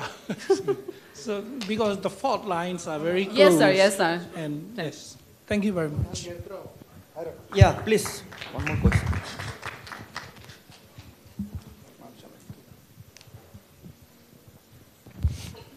Hello. Regarding that, we have been asked regarding that civil by the press, right? So I'm an architect. So I don't think it was made very clear about the amendment of that online building permit. So we have been asked to upload the exact calculations of the civil drawings and everything. So it will be calculated as per the earthquake seismic zone 5. And it will be uploaded. So that is just the point which I wanted to make out. So without that, the building permit won't be given. So that's the thing. Yeah, I feel that a lot of gap still exists. Thank you very much. This is the question, not exactly the question that I would like to just share some knowledge as well as your inputs from my side, not from the public. In this present crisis of this global warming, global climate change. So can you say something that due to this global climate change that will impact in the seismic activities? Any correlation or something? Any information? No, sir. That is not my field. But one of my that is the senior. He is the Director General of Institute of Seismological Research, ISR Gandhinagar. He told that during the monsoon season, that is seismicity increases during monsoon season, due to the percolation of water in the pole plane, maybe like that. But that is not my field. But he is suggesting that during monsoon time, the rate of the seismicity increases in the Kutch area. And one of the scientists from that is California also explained that in some part of America and in the China, there is all that phenomenon is happening. Okay. That means that will correlate to the monsoon. That is climate change also. Monsoon means. Okay. Last, that for our knowledge, the common people, can you say something about in Manipur, within Manipur, not about the other region or places, within Manipur, which part is the most sensitive in earthquake? Can you just have a microzonation or something else?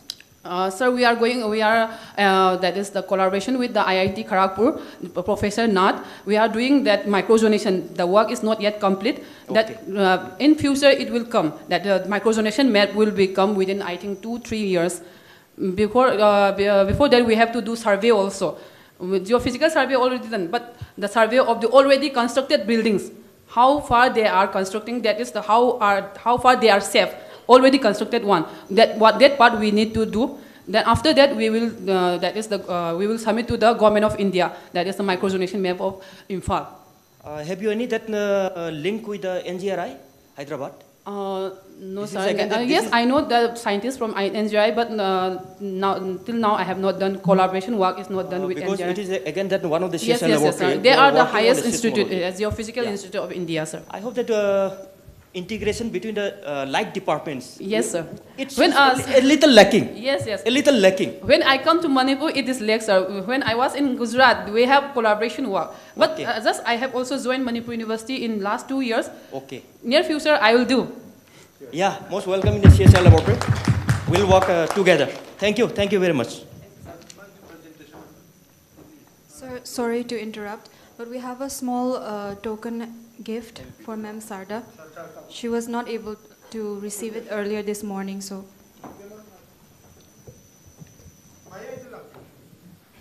Si mamang terus ya. Oh, okay, okay.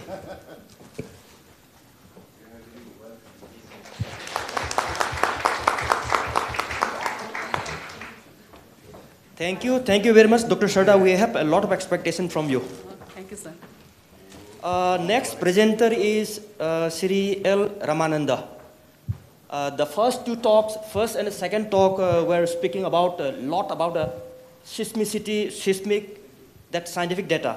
Now, we're expecting from Mr. L. Ramananda that the application of this bamboo in this very seismic sensitive area, what is the application, what is significance of bamboo? So please go ahead, sir. Thank you. Good morning, everyone.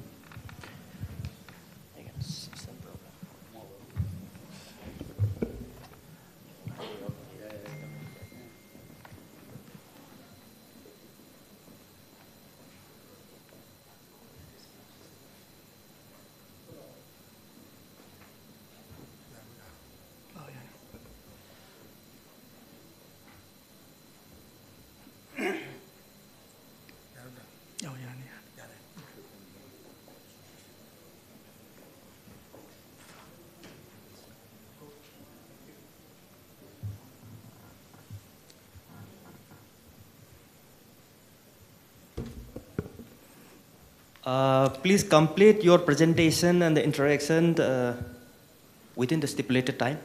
Okay, thank you. Thank you. Actually, earthquake part, almost my earlier two speakers, they have covered almost, but I will just cover some of the parts which they left.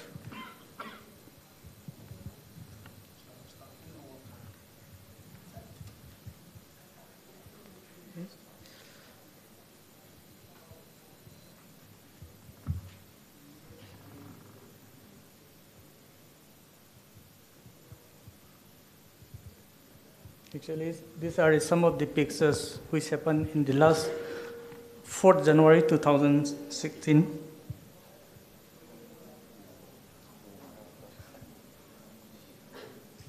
This people used to go to the epicenter to some Maram Khulen or something like that. But actually the epicenter is in Maranching, which was happened just recent landslide, just near there. This is the area which I have been there and I have investigated this epicenter. Actually, all the earlier talkers, they have talked about the sudden release is happening the earthquake. So how this energy comes? So energy, it is to come. So how it is coming, I will just give some few slides. These are the things. So these are the epicenters, how to find out the epicenter. So this is the section of the earth. As we enter inside the earth, for every 1 kilometer, there is increase of around 25 degrees centigrade. So as we go inside, the increase is very high. So inside, which we call it core also, there are 2 core, outer and inner core, which has a radius of around 6,000 kilometers. In this, all the molten metals, all the gases and liquid phases are mixed together in this. And from this heat, it is to come out through the surface. So how it is coming out, let's see. So this is one theory which we call it continental drift, because there was a liquid and water body and one land mass. So suppose we are hitting in a ball. Suppose the current used to come out like this. So the surface of the earth, it used to float out. This is the theory which is the continental drift theory. So there was one single land and one water body, which in the 2,200 million years ago, 225 million years ago, and this has been shifted to this in 200 million years ago in this manner. So 135 million years ago, like this. So all the land masses are distributed throughout the earth. So here comes the present day. So these are the rate of plate motion. Plates are moving inside. So here,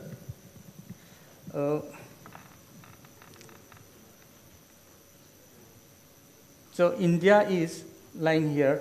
This is one jigsaw structure is going inside the Indian plate and this Burmese plate. So it is showing that Indian plate is going inside the Burmese plate.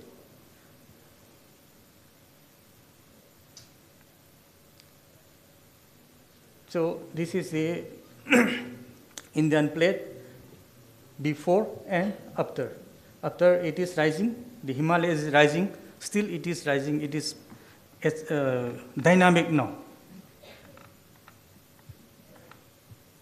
So about the prediction, we have no way of prediction till now.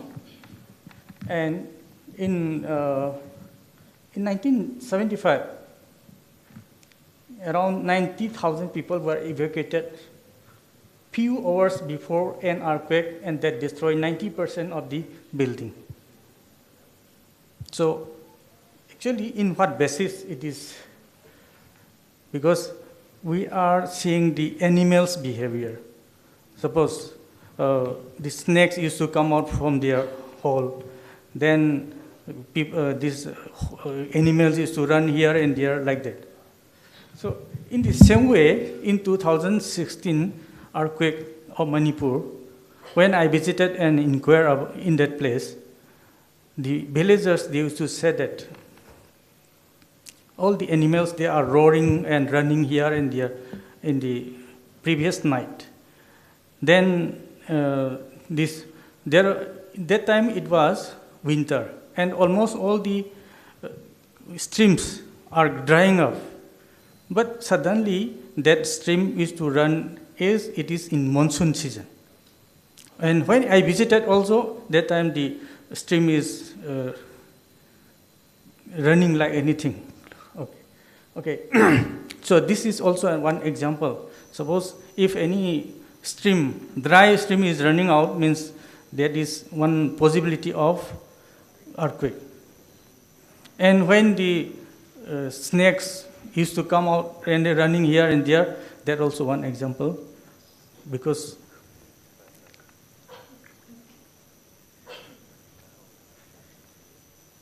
there is no way that one can stop earthquake.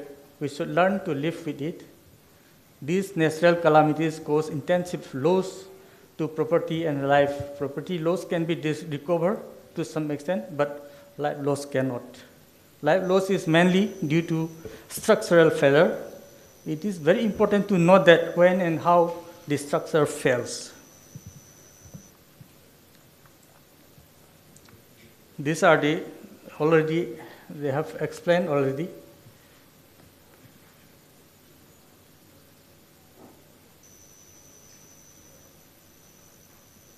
So, actually it occurs that magnitude greater than 8, it used to happen 2 times in a year like that. 7 to 7.9 is 20 times. This is the way of earthquake. So in 2004 in Sumatra, there is one very severe earthquake, and that reached India also. And when it reached India, it takes around 2.5 hours. But in India also, lots of people are died because of this tsunami. Because in the time there was no early warning system. So now we have installed the early warning system. See, the wave for every hour they used to, we are giving a line like a contour. So some of the structures which architect does not do, because the bottom should not be hollow like this, and in the top there should not be any water reservoir and all. These are some of the.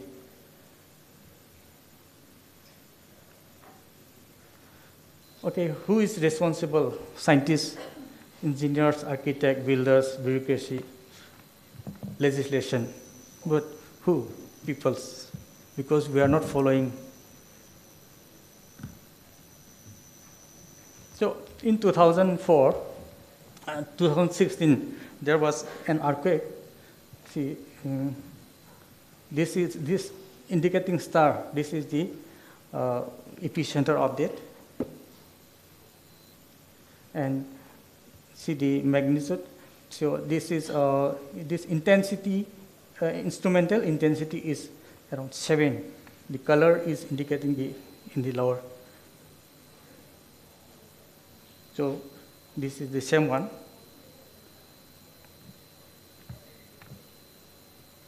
So the effect is towards the eastern, not to the western side. Eastern side is more effective in this.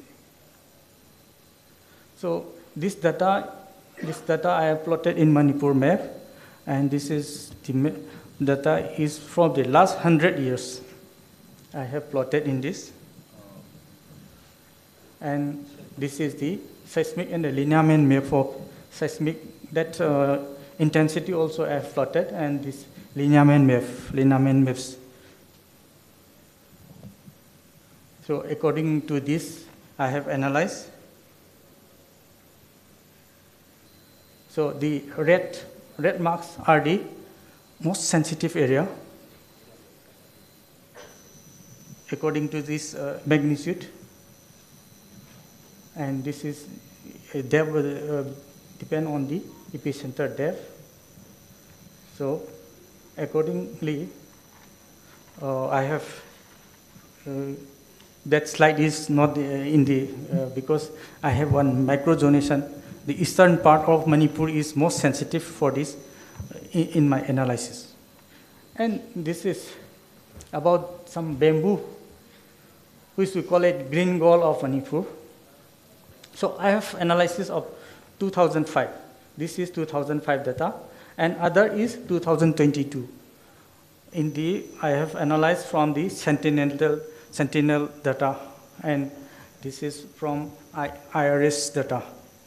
Because in 2005, we are not getting any very good data.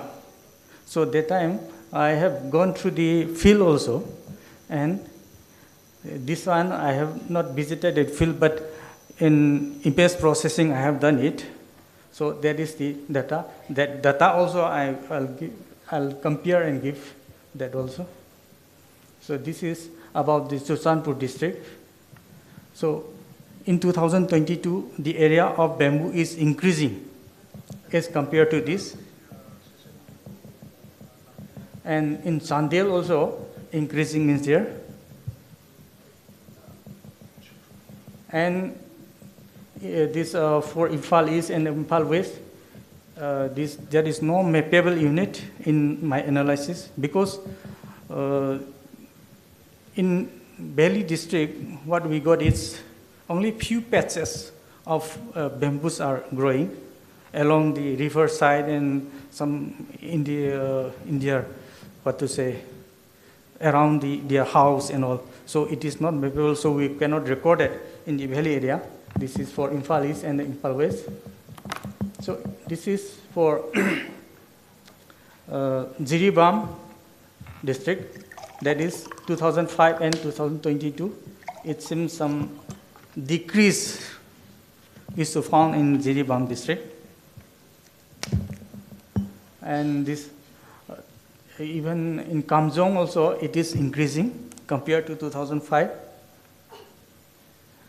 Then this Kangpopi district, some decrease is there, decrease in bamboo, maybe due to shifting cultivation and some, some recent poppy cultivation, maybe also that. So actually, I used to analyze the shifting cultivation, and in shifting cultivation, poppy used to plant it. In the last analysis, I used to give the poppy growing area, and that time I used to find that all the shifting cultivation areas used to grow the poppy plantation. So this is for None. None also, it's slightly increased. And this is for Ferrol district. Also, it's increasing. Then in Tamenglong district also, it is increased. And this Tengnopal also, it is increased. And Ukhrul district, it's almost same.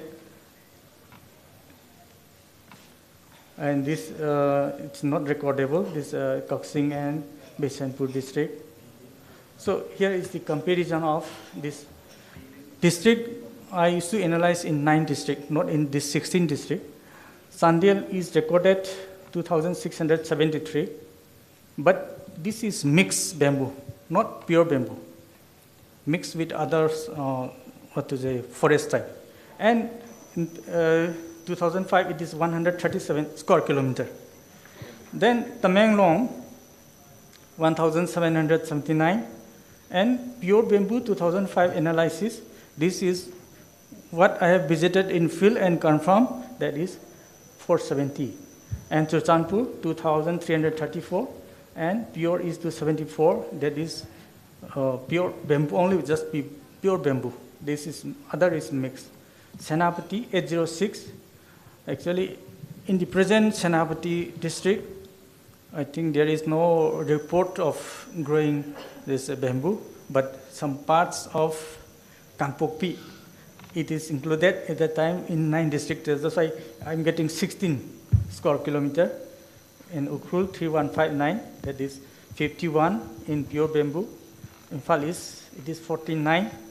It is included the Jiribam, that's why it is recorded, and it is 7 pure bamboo. Imphal West is 62, and this Imphal West, Hawal, these are not recordable. And total area of bamboo mix is 11,012, and 955 is the pure bamboo area. So bamboo growing area is now increasing, and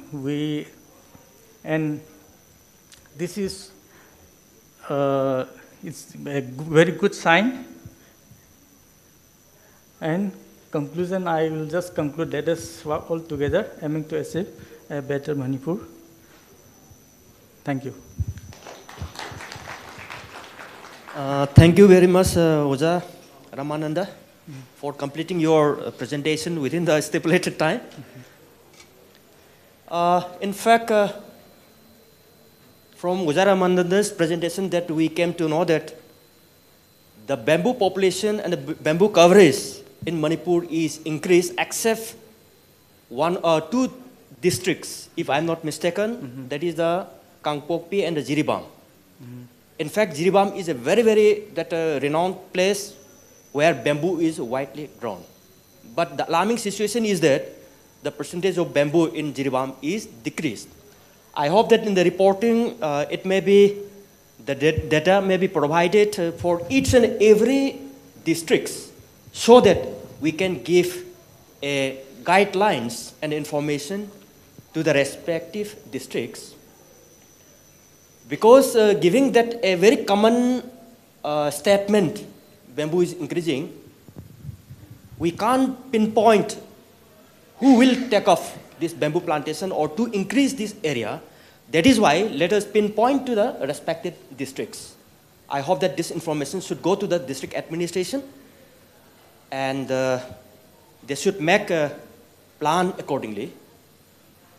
I hope that Oja Ramananda, not from this workshop side, from your personal side, from the university side, from your department side, if this information about the bamboo resources, the changing trend of these bamboo resources be compiled in a form of a very small handbook and provided to all the district administration, even the village heads and the departments, I hope that that will be really, really important information and that will be really helpful for management of bamboo resources in Manipur. So if possible, please have a very small handbook. Okay, sure, we'll. If possible, with the pictorial changes, because that one picture will speak more than 1,000 words. So with the pictorial changes, please make a very small report. If necessary, Oja Ratan is there. I hope that he can have some lending support to you, or maybe other departments. We will find this, what are the possible means. We'll try to find out. Thank you very much, Oja Ramananda, for very insightful presentation. Thank you, sir. Next, this is the last presentation for this technical session. That is the highlights from National Bamboo Mission, a very, very important mission in India about the bamboo. So resource person from Manipur State Bamboo Mission, name has not been given here. It is a Oja Samarendra. I hope that you can introduce yourself to all the audience. So please go ahead with your presentation, highlights from National Bamboo Mission. What is the role of the National Bamboo Mission as well as the State Bamboo Mission for the development of bamboo sector in Manipur? Thank you.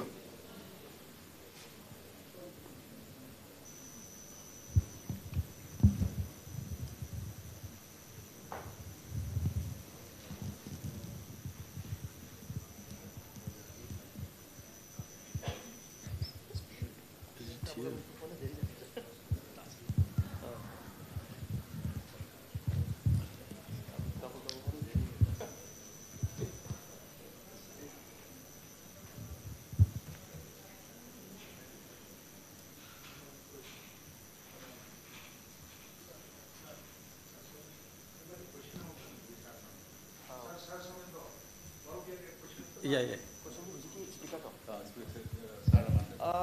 Oja Ramananda, some questions arises from the audience, from the participants.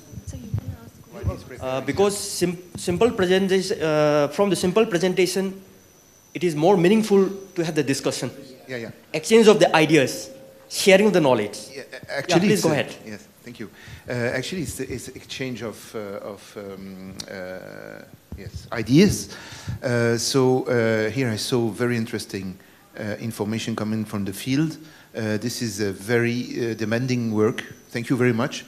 And I would suggest that this will make the book that you're talking about. And for that, I will show you something that we did for the French forest.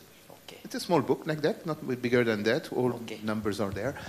And so this is not a handbook, it's a very small book, let's say. It's pocket book. Okay, pocket book. You don't need more. Secondly, I would like that paper can be presented together with the outcome of today in international communication. So if it's possible, something has to be written or a series of information. Already we have very interesting information this morning that came about seismicity of the region, but also about the bamboo coverage. So if it's possible, I would suggest that 1 or 2 articles will be written for that as a celebration of today. Voilà. Yeah, it is really that very important suggestion. In fact, this reporting of any workshop seminar, I hope that in India we have one journal called the Current Science. It is a very good journal, widely circulated and a good impact factor. So in this Current Science journal, there are different sections about the science reporting, then again that the research communication, short communication, research finding, and even the meeting report. I hope that we can try reporting of this important event maybe in Current Science. Or otherwise, if any other good journals, we can attempt. But I prefer this Current Science. So I would like to request to the organizers, we may communicate a good research reporting related to these 2 international workshops. Thank you.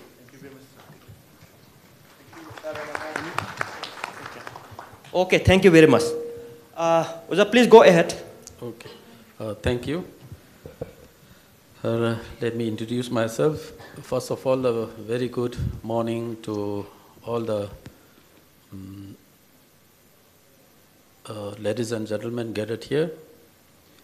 My name is N. Somorendra Singh. I'm working in Forest Department as Assistant State Mission Director, National Bamboo Mission. Today I'm going to show you all how our National Bamboo Mission in the state of Manipur is working.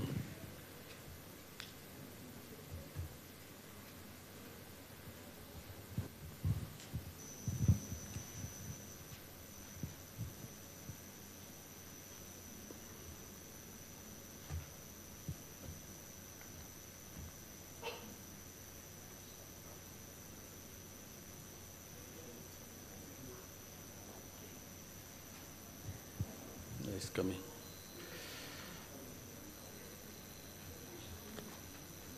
No, this is a main objective of National Bamboo Mission is to increase area under bamboo plantation, both in forest land and non-forest land. But they used to give more preference on non-forest government or private lands. This is to increase the income of the farmers, the cultivators, and to contribute towards resilience to climate change, and the most important is availability of raw material for the bamboo industries. And the second is to improve post-harvest management. That is through establishment of primary processing units near the source of the bamboo plantation, then the primary treatment and the seasoning plants, then the preservation technologies and market infrastructure. When we talk about bamboo, people used to say that no, bamboo will not last long. Just after 1 year, the insect borers, it will take, and then the life of the bamboo will not last more than 1 or 2 years. That is the main reason, means that is an old concept, and the people still have that And now with the advancement of technology, the treated bamboo, the treatment facilities are already there, the chemicals are there, the machineries are available, and once the bamboo is treated, it will last long. Long means. And then the next main objective of National Bamboo Mission is to promote product development. Product development, keeping in view the market demand. This is very important. And then by assisting R&D, research and development, entrepreneurship and business models. And the fourth one is to rejuvenate the underdeveloped bamboo industry in India. The fifth one is to promote skill development, capacity building, awareness generations for development of bamboo sector for production of market demand. And then to realign efforts so as to reduce dependency on import of bamboo and bamboo products from other countries so that we can start using our own bamboo resources. And in that process, it will enhance the income of the primary producers. I just want to give you a brief history of the fund release of the National Bamboo Mission during the year 1819-1920. The approved outlay was 999.716 crores, but the release was only 500. The main reason is that nowadays Government of India also has developed a system of releasing the fund to any implementing agency through a portal called PFMS.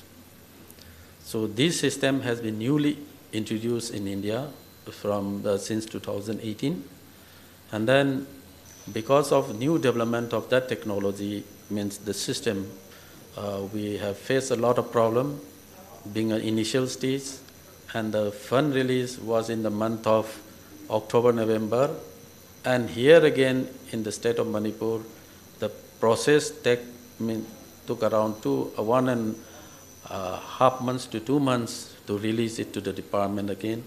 And so that is the main reason that we could utilize only the first installment portion only, most of the year, except in 1 year only. So this is a fund release only. With that release of fund, we have set up bamboo nurseries. There are 3 types of bamboo nurseries. Sorry for interruption. The fund you have shown in the previous slide, I hope that all the public will be interested to know. That fund is released for the state of Manipur or? For the state of Manipur. For the state of Manipur. Oh, that earlier slide, that figure amount is for the state of Manipur. For the state of Manipur. I'm talking about the state of Manipur. Okay. Okay, thank you. So with that, in 2018-19, we have set up 16 nurseries, high-tech nurseries. One high-tech nursery is at Lamdang. There is a solid waste management that project, that site is there. Just opposite to that, we have one high-tech nursery is there. And then in the districts, we have 16 forest divisions. There we have set up big nurseries, 10 numbers, and small nurseries. And the species, bamboo species that we raise in the nurseries are mostly of Bambusa tulda, Bambusa polymorpha, Dendrocalamus strictus, then Stichocycum julua. There are some other species also, but these are the main species. The species that we raise in the forest nurseries for the bamboo plantation are the big size nursery bamboos only. We don't go for ornamentals or small size bamboo. Then processing unit, so far we have set up 3. One is at Khangsim, just near Kakching Lamgai, just opposite to Kakching Lamgai. That comes under Tengnokhol district, but the place is very near to Kakching Lamgai. Khangsim, we have set up one, and then one at Chuchampur, and then one at None.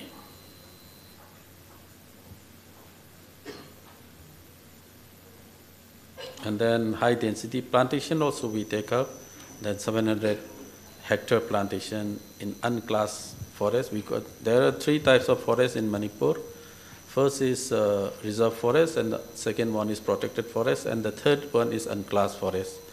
So unclassed forest in the state of Manipur is mostly a community-owned forest, which otherwise India government doesn't allow. As per the guideline of this scheme, India government does not allow the plantation in the reserve forest and protected forest. This is the main reason is for easy accessibility by the in manufacturers or any peoples. So if it comes under protected forest or reserve forest, then the Forest Act applies. Otherwise in the unclassed forest, it is free. Then bamboo treatment and seasoning plants, we have installed 4 numbers. One is at Sombung. We have a common facility center at Sombung. It's very near, and it is a government. It's run by our department only. It is under our department only. There we have set up. We have installed machineries there also. The machineries, bamboo machineries that we have installed in Sombung are the ones funded by the Ministry of Donor. They have given us free for the entire state of for the 8 state of northeastern states. They have given one set free to each state. So in that scheme we got free, and we have the machineries that consist of for making agarbatti, then for making bamboo lumber. Everything is there. And then there we have installed this bamboo treatment also. Unluckily, because of the COVID, for 2 years in the state of Manipur, we got the machines very late. Means this year only we could get the machines in the month of April, and we have conducted a demonstration cum training program for 5 days in Sombung. With the participants were mostly the bamboo artisans. And then out of these 4 treatment machines, one is in Sombung, and the other 3 is at the places where the primary processing units are installed. Like say one in Kumji, that I have Kangshim, and then one at Chuchampur and one at None. And then apart from that, we have given handicraft unit. Means we have supported the bamboo handicraft artisans also in the form of giving tools and machineries. It's tools and machineries. It is not procured directly by the State Bamboo Mission. It is procured through CBTC, Can and Bamboo Technology Center, Guwahati, now renamed as Northeast Can and Bamboo Development Council at Barnihat. We have transferred the fund to them, and accordingly they have suggested us the tools and machineries. Then in consultation with the bamboo artisans, we select the required tools and machineries. And in fact, for the first time in Manipur, we have given laser engraving machines to the 4 bamboo handicraft units.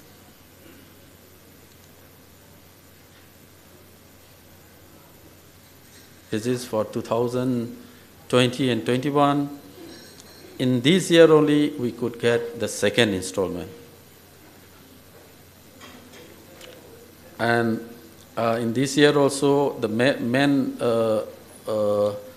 item of activities, we got around 3.61 crore, but the main activities undertaken was mostly the maintenance of high density plantation, because we have taken up in the previous year. The maintenance is also very much required. And then handicraft units, we have taken 2.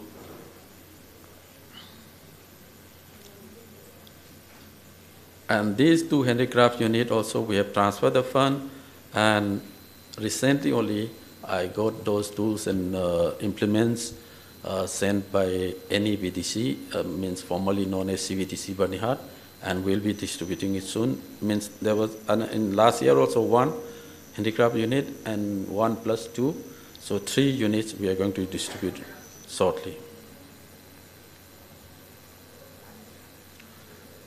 And this is a approved allocation. Unluckily this year, last year I should say 21-22, we got only the first installment of 1.80 crores. This is including the states here. I just want to inform that this is not this scheme is not 100% subsidy scheme. This is 90:10 in the ratio of 90:10. 90 is borne by the central government and 10 is borne by the state. And whatever means activities, say for the primary processing unit or the treatment machineries or the handicraft units, that is here in the ratio of 60:40. 60 is borne by the government of India and the 40 is to be borne by the entrepreneur or the artisans themselves. So this is one of the main reasons why we have not got only the first installment is in this year again the PFMS system was completely changed. They have introduced another new system of introducing SNA model, that is state nodal agency model, and then we have to reopen the all accounts, only all, and then this is completely a new system of PFMS again.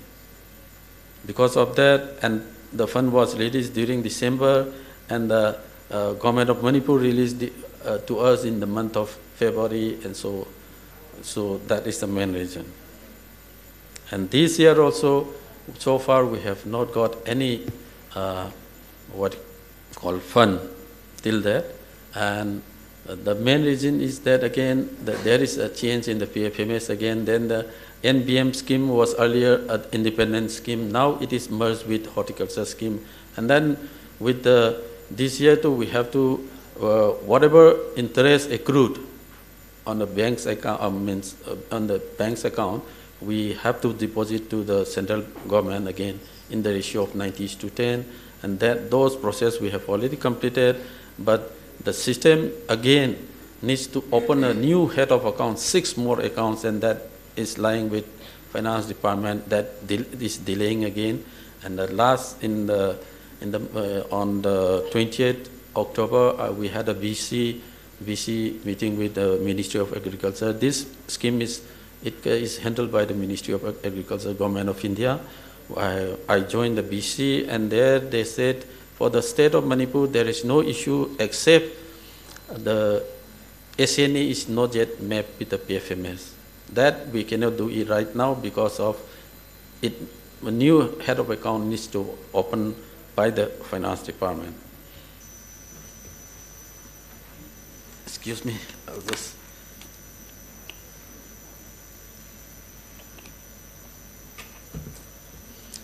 This is just an overview of funds.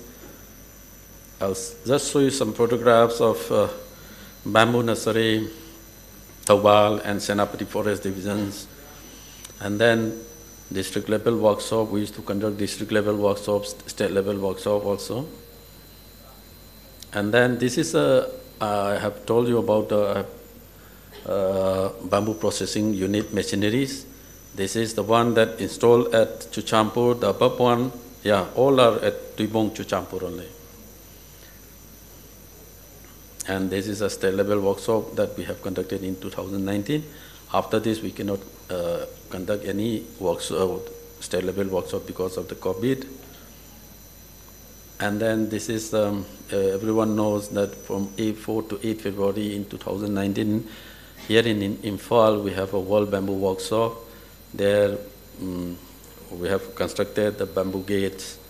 We have been given some responsibility for that, and so we have constructed. And then bamboos required for those constructions were provided by us only. It was a treated bamboo. At that time, treatment machine was not installed in our Sombung CFC. what we did was a injection treatment. Injection treatment is also equally means effective as machine treatment.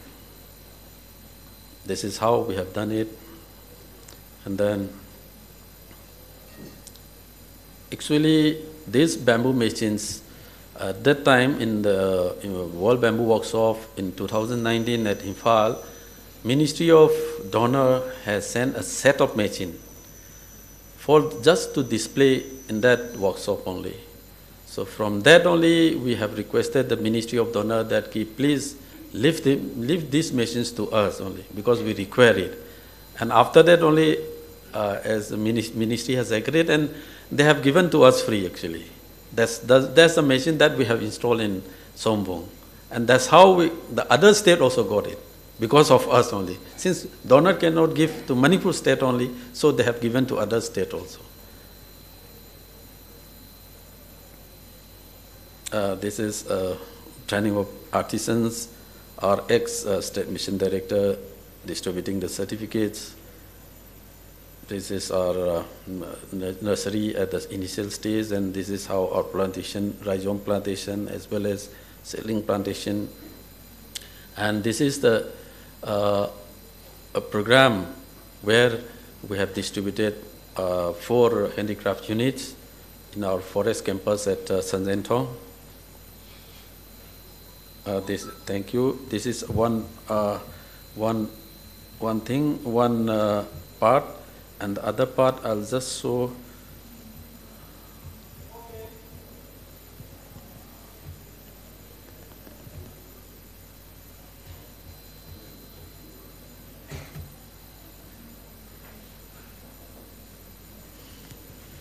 My previous slide was regarding the National Bamboo Mission only.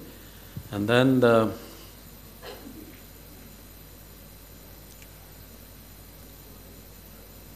next one is bamboo in Manipur and its socio-economic importance. Just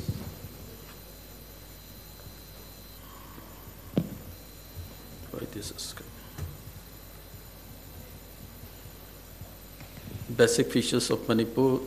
As you all know, geographical area. Then I've told you that in Manipur there are 3 types of forest types in Manipur. Reserve forest, protected forest, and unclassed forest. And bamboo growing areas, there's a difference between my previous speaker. They said it's around 11,000 something, and we are depending on state of forest report prepared by the Forest Survey of India, Dehradun. There may be some difference but almost, you can see bamboo growing area is 10,687 square kilometer, whereas our total geographical area of the state is 22,327 square kilometer only. So our bamboo means we are rich in bamboo resources actually. This is bamboo break, pure bamboo, what they call it, pure bamboo. Everyone may be confused when we say it's a pure bamboo.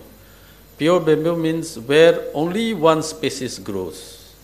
In Manipur, the only species grows, the only species which occupies a large area is Melocona bacifera, which we locally call it muli bamboo, Mobiwa, which we call it Mobiwa. That is the only species in Manipur which grows wild and plus which grows in large area. This is the only species. In China is what they call the species the Chinese are depending is on. It's also a monopodial, moso bamboo. It's like moso bamboo, but ours one is smaller and which has got a thinner wall as compared to moso bamboo. Moso bamboo is big, which doesn't have any branches, and it is straight, and it has got a thick wall. And their bamboo is soft, whereas in our state, in fact, for the entire in the entire country, the bamboos available in the entire country has more silica content. That's why we have a harder bamboo species. So bamboo break, pure bamboo means it is occupied by woolly bamboo only, Melocana vesifera, which we have been, locally we have been using it for making bamboo satires, fencing, and then for those purpose only. But recently I have carried out a what you call a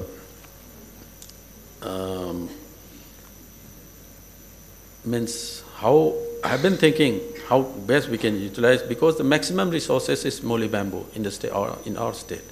So in CFC Shambung I have tried. This bamboo is very good for making agabati stick. It's very, after polishing it, we don't need to polish this stick also. It's very good. And say two bamboo mobi pole, we can get around 1 kg. Say one pole, it gives around 400 grams. That is not, it is in wet condition, but say 2.5, around say 2.5 poles will be getting around 1 kg of agabati stick. So that way, my idea is, because of my experience only, what I feel is that agabati stick is, demand of agabati stick in the entire country is increasing day by day. And even in locally also, in Imphal market also, we have a demand for the agabati round stick. Nowadays, those square stick, that has gone. No one use it, that square stick. Now it's round stick. Because these agabati manufacturers, they are using machines only. So in the machines, only round stick can fit, not the square stick. So I have been suggesting, and plus we are working on that now. Agarbati stick, if we made from this woolly bamboo, that also it has to be near the source of the material only, not in Imphal. In Imphal it costs around 30, 40 rupees, 50 rupees. That will not be feasible. If you set up the agarbati stick unit in None, Tamenglong, and then Chuchampur, where the materials, these woolly bamboos are grown, and where they cut it, and they have thrown it in wild, they have burned it down. So means there only, if we set up these agarbati stick units, it will be more profitable. And then this is understory bamboo. This is the term we use in forestry, understory bamboo. The simple is that the bamboo grows along with trees only, tree species. That's what we, in our forestry term, we use understory bamboo. Regarding the bamboo species of Manipur, there is always confusion. Dr. L. Dhanapati Devi and Dr. T.H. Sobita Devi, first they have published an ethobotanical study of bamboos in Manipur, a small book, way back in 1986-87. And I met them also. They have reported that 54 species are available in the state of Manipur, 53. In 2008-9, we have engaged Dr. Naithani, retired scientist, ICFRE, Dehradun, and Dr. N.S. Bis, IFS. We have conducted a survey of bamboo in the state of Manipur, and then there we could identify the presence of only 35 species, 9 genera, 1 performa, and 2 varieties. And we have published a book on distribution of bamboo species in Manipur.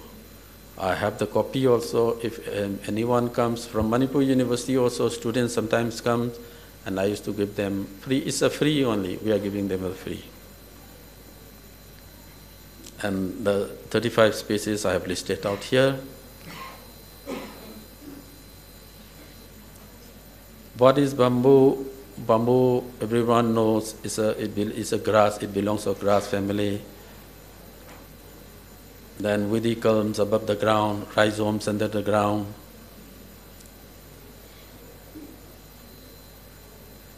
Then there are two types of bamboo, sympodial and monopodial.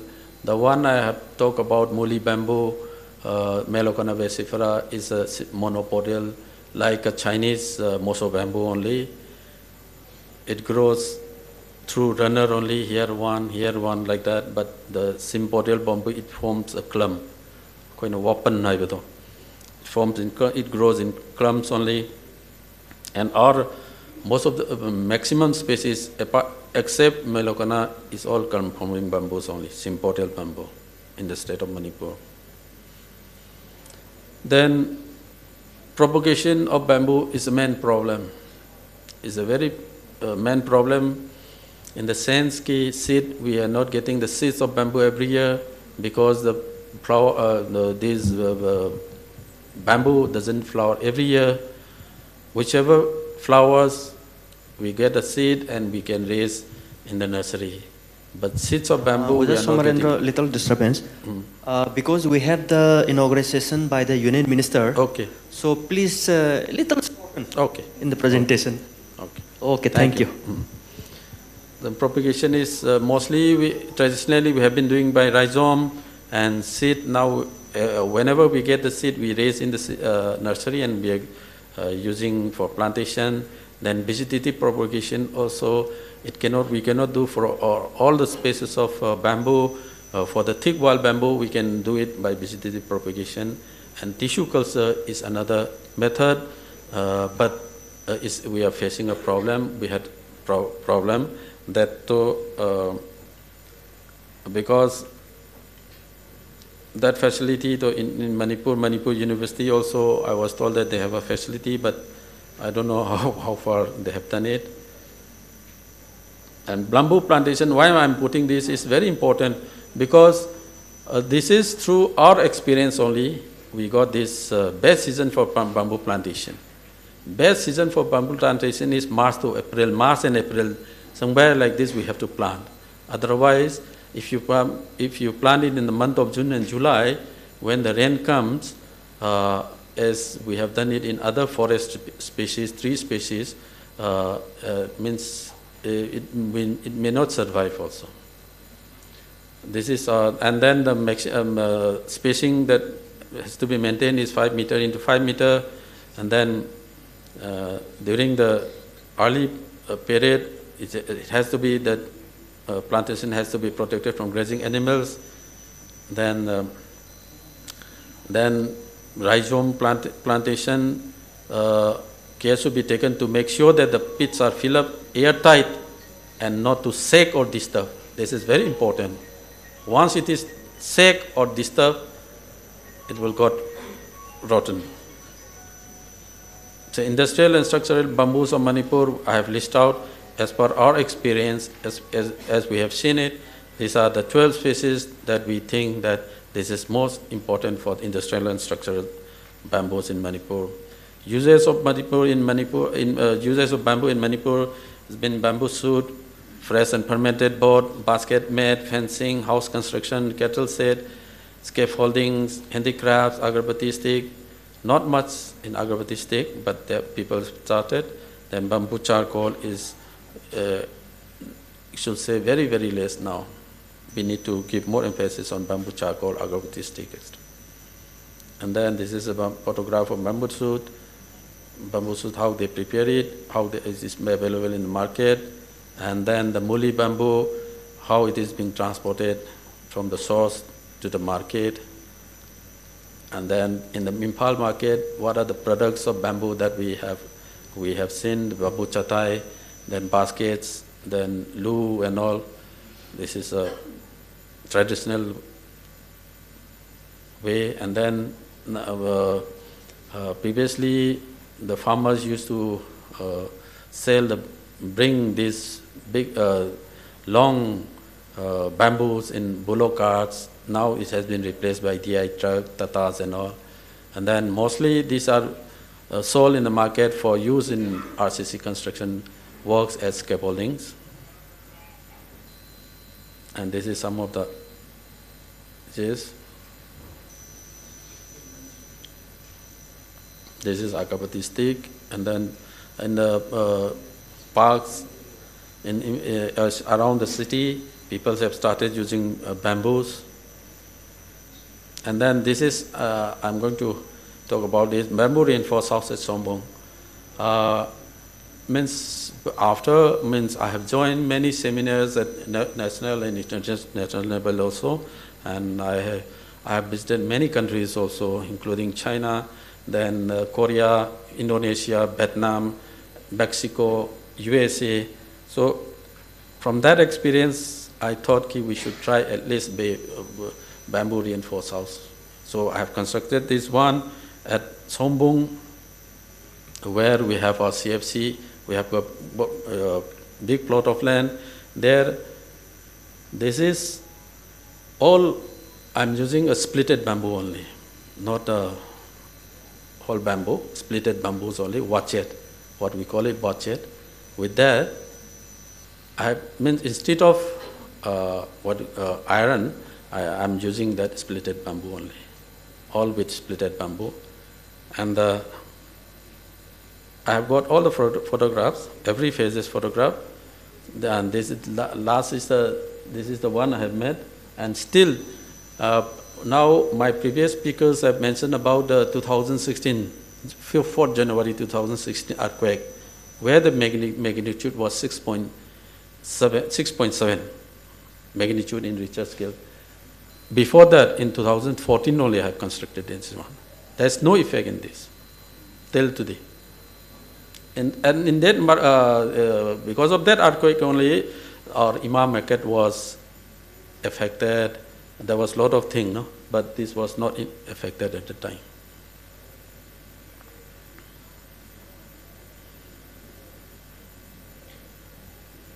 This is a bamboo hut at Sombong. During our Imphal, the World Bamboo Workshop held in Imphal, I have taken my some foreign friends to this bamboo hut. I provided one dinner in this bamboo hut. And this one, when I visited Indonesia in 2013, I saw that I visited in Yogyakarta. In there, they had a volcanic eruption in the year 2010. The main interest of my this photograph is that entire village was burnt out. Entire village, including the cars and all that, it was all burnt down. My interest is that this below one, in that when a natural calamity occurred, suddenly it occurred, and there will be lakhs of people will be homeless. Food, we can brought it from other places. We can by air, we can bring it to that particular place, and then we can distribute it. But shelter, the immediate shelter, from where we can get it? Immediate shelter. When all the houses were burned down, when all the houses were destroyed, the immediate shelter that we can give to lakhs of people is, at that time we were told that using 2 bamboos only, they have built a net. That particular one is the shelter they have provided at that time, immediate shelter to all the affected families, using 2 bamboos and then the tarpaulin on top. That was the immediate shelter that they have given to those affected persons. So that was my, because of that, I'm keeping these photos. And then we have visited, this is my visit to, and then in Green Bali, of course, Green School Bali is very famous now because of its bamboo structures. We have visited that. Because of that only I have included this. Then Vietnam, Vietnam also, they're using a lot of bamboo structures, then furnitures, round, round bamboo furnitures. They use mostly round bamboo furnitures. That's all only. Thank you all. And if thank you very much, Oja Somarendra, for showing such a large number of that diversity and applications of bamboo. In fact, as per the presentation from Oja Ramananda from this thing Marsec, he has reported a large area has been increased, the bamboo plantation, bamboo coverage in Manipur. I hope that this may be the most possibly the impact of this National Bamboo Mission. So we should be very much thankful to the National Bamboo Mission as well as the State Bamboo Mission, which is run by the Forest Department, especially Oja Samarendra. I hope that in future also we can have more strength and more collaboration with the public as well as government, other government agencies, so that the area for bamboo coverage in Manipur be increased. As we all know that bamboo is a really, really important resources of Manipur, having the huge potential in all aspects, not only in the economy but employment opportunities, eco-friendly, increase of this good environment. So nothing bad about the bamboo. Everything is good. Everything is good. Why cannot we adopt this bamboo as a best livelihood, best environment, every development? So I would like to thank the Samarendra once again, and I hope that let us have join hands together so that we can move ahead in this bamboo program in Manipur, and let Manipur be a very, very hot spot of bamboo. Thank you all. thank you.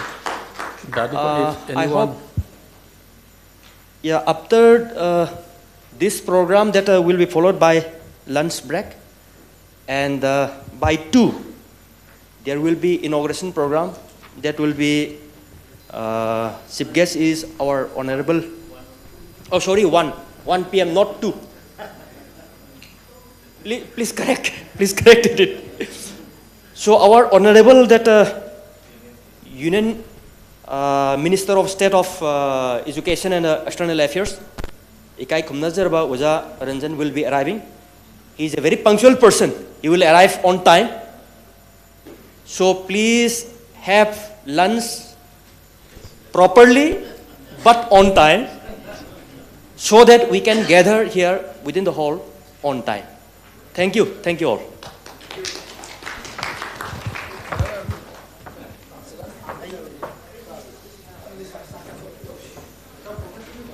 Thank you so much to our speaker for the first technical session, Dr. Atom Sunil, Dr. Sada Maivam, L. Ramananda, and Mr. N. Somarendra from Manipur State Bamboo Mission. Big thanks to Dr. H. Bir Kumar Singh for chairing this session, and also to the co-hosts, Dr. Jin Liu Kaumji and Professor Ong Ming.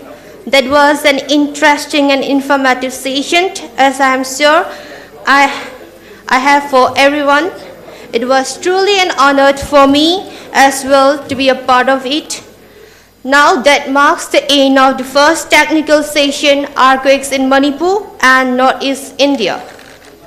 Thank you everyone for your being an immersive listener. We value your time. Since we have been here from the morning, I am sure everyone's quite stuffed now. We have a buffet lunch ready outside the hall, and for your time, please enjoy yourself, and let us convey here at 1 p.m. for the inaugural session. Thank you once again.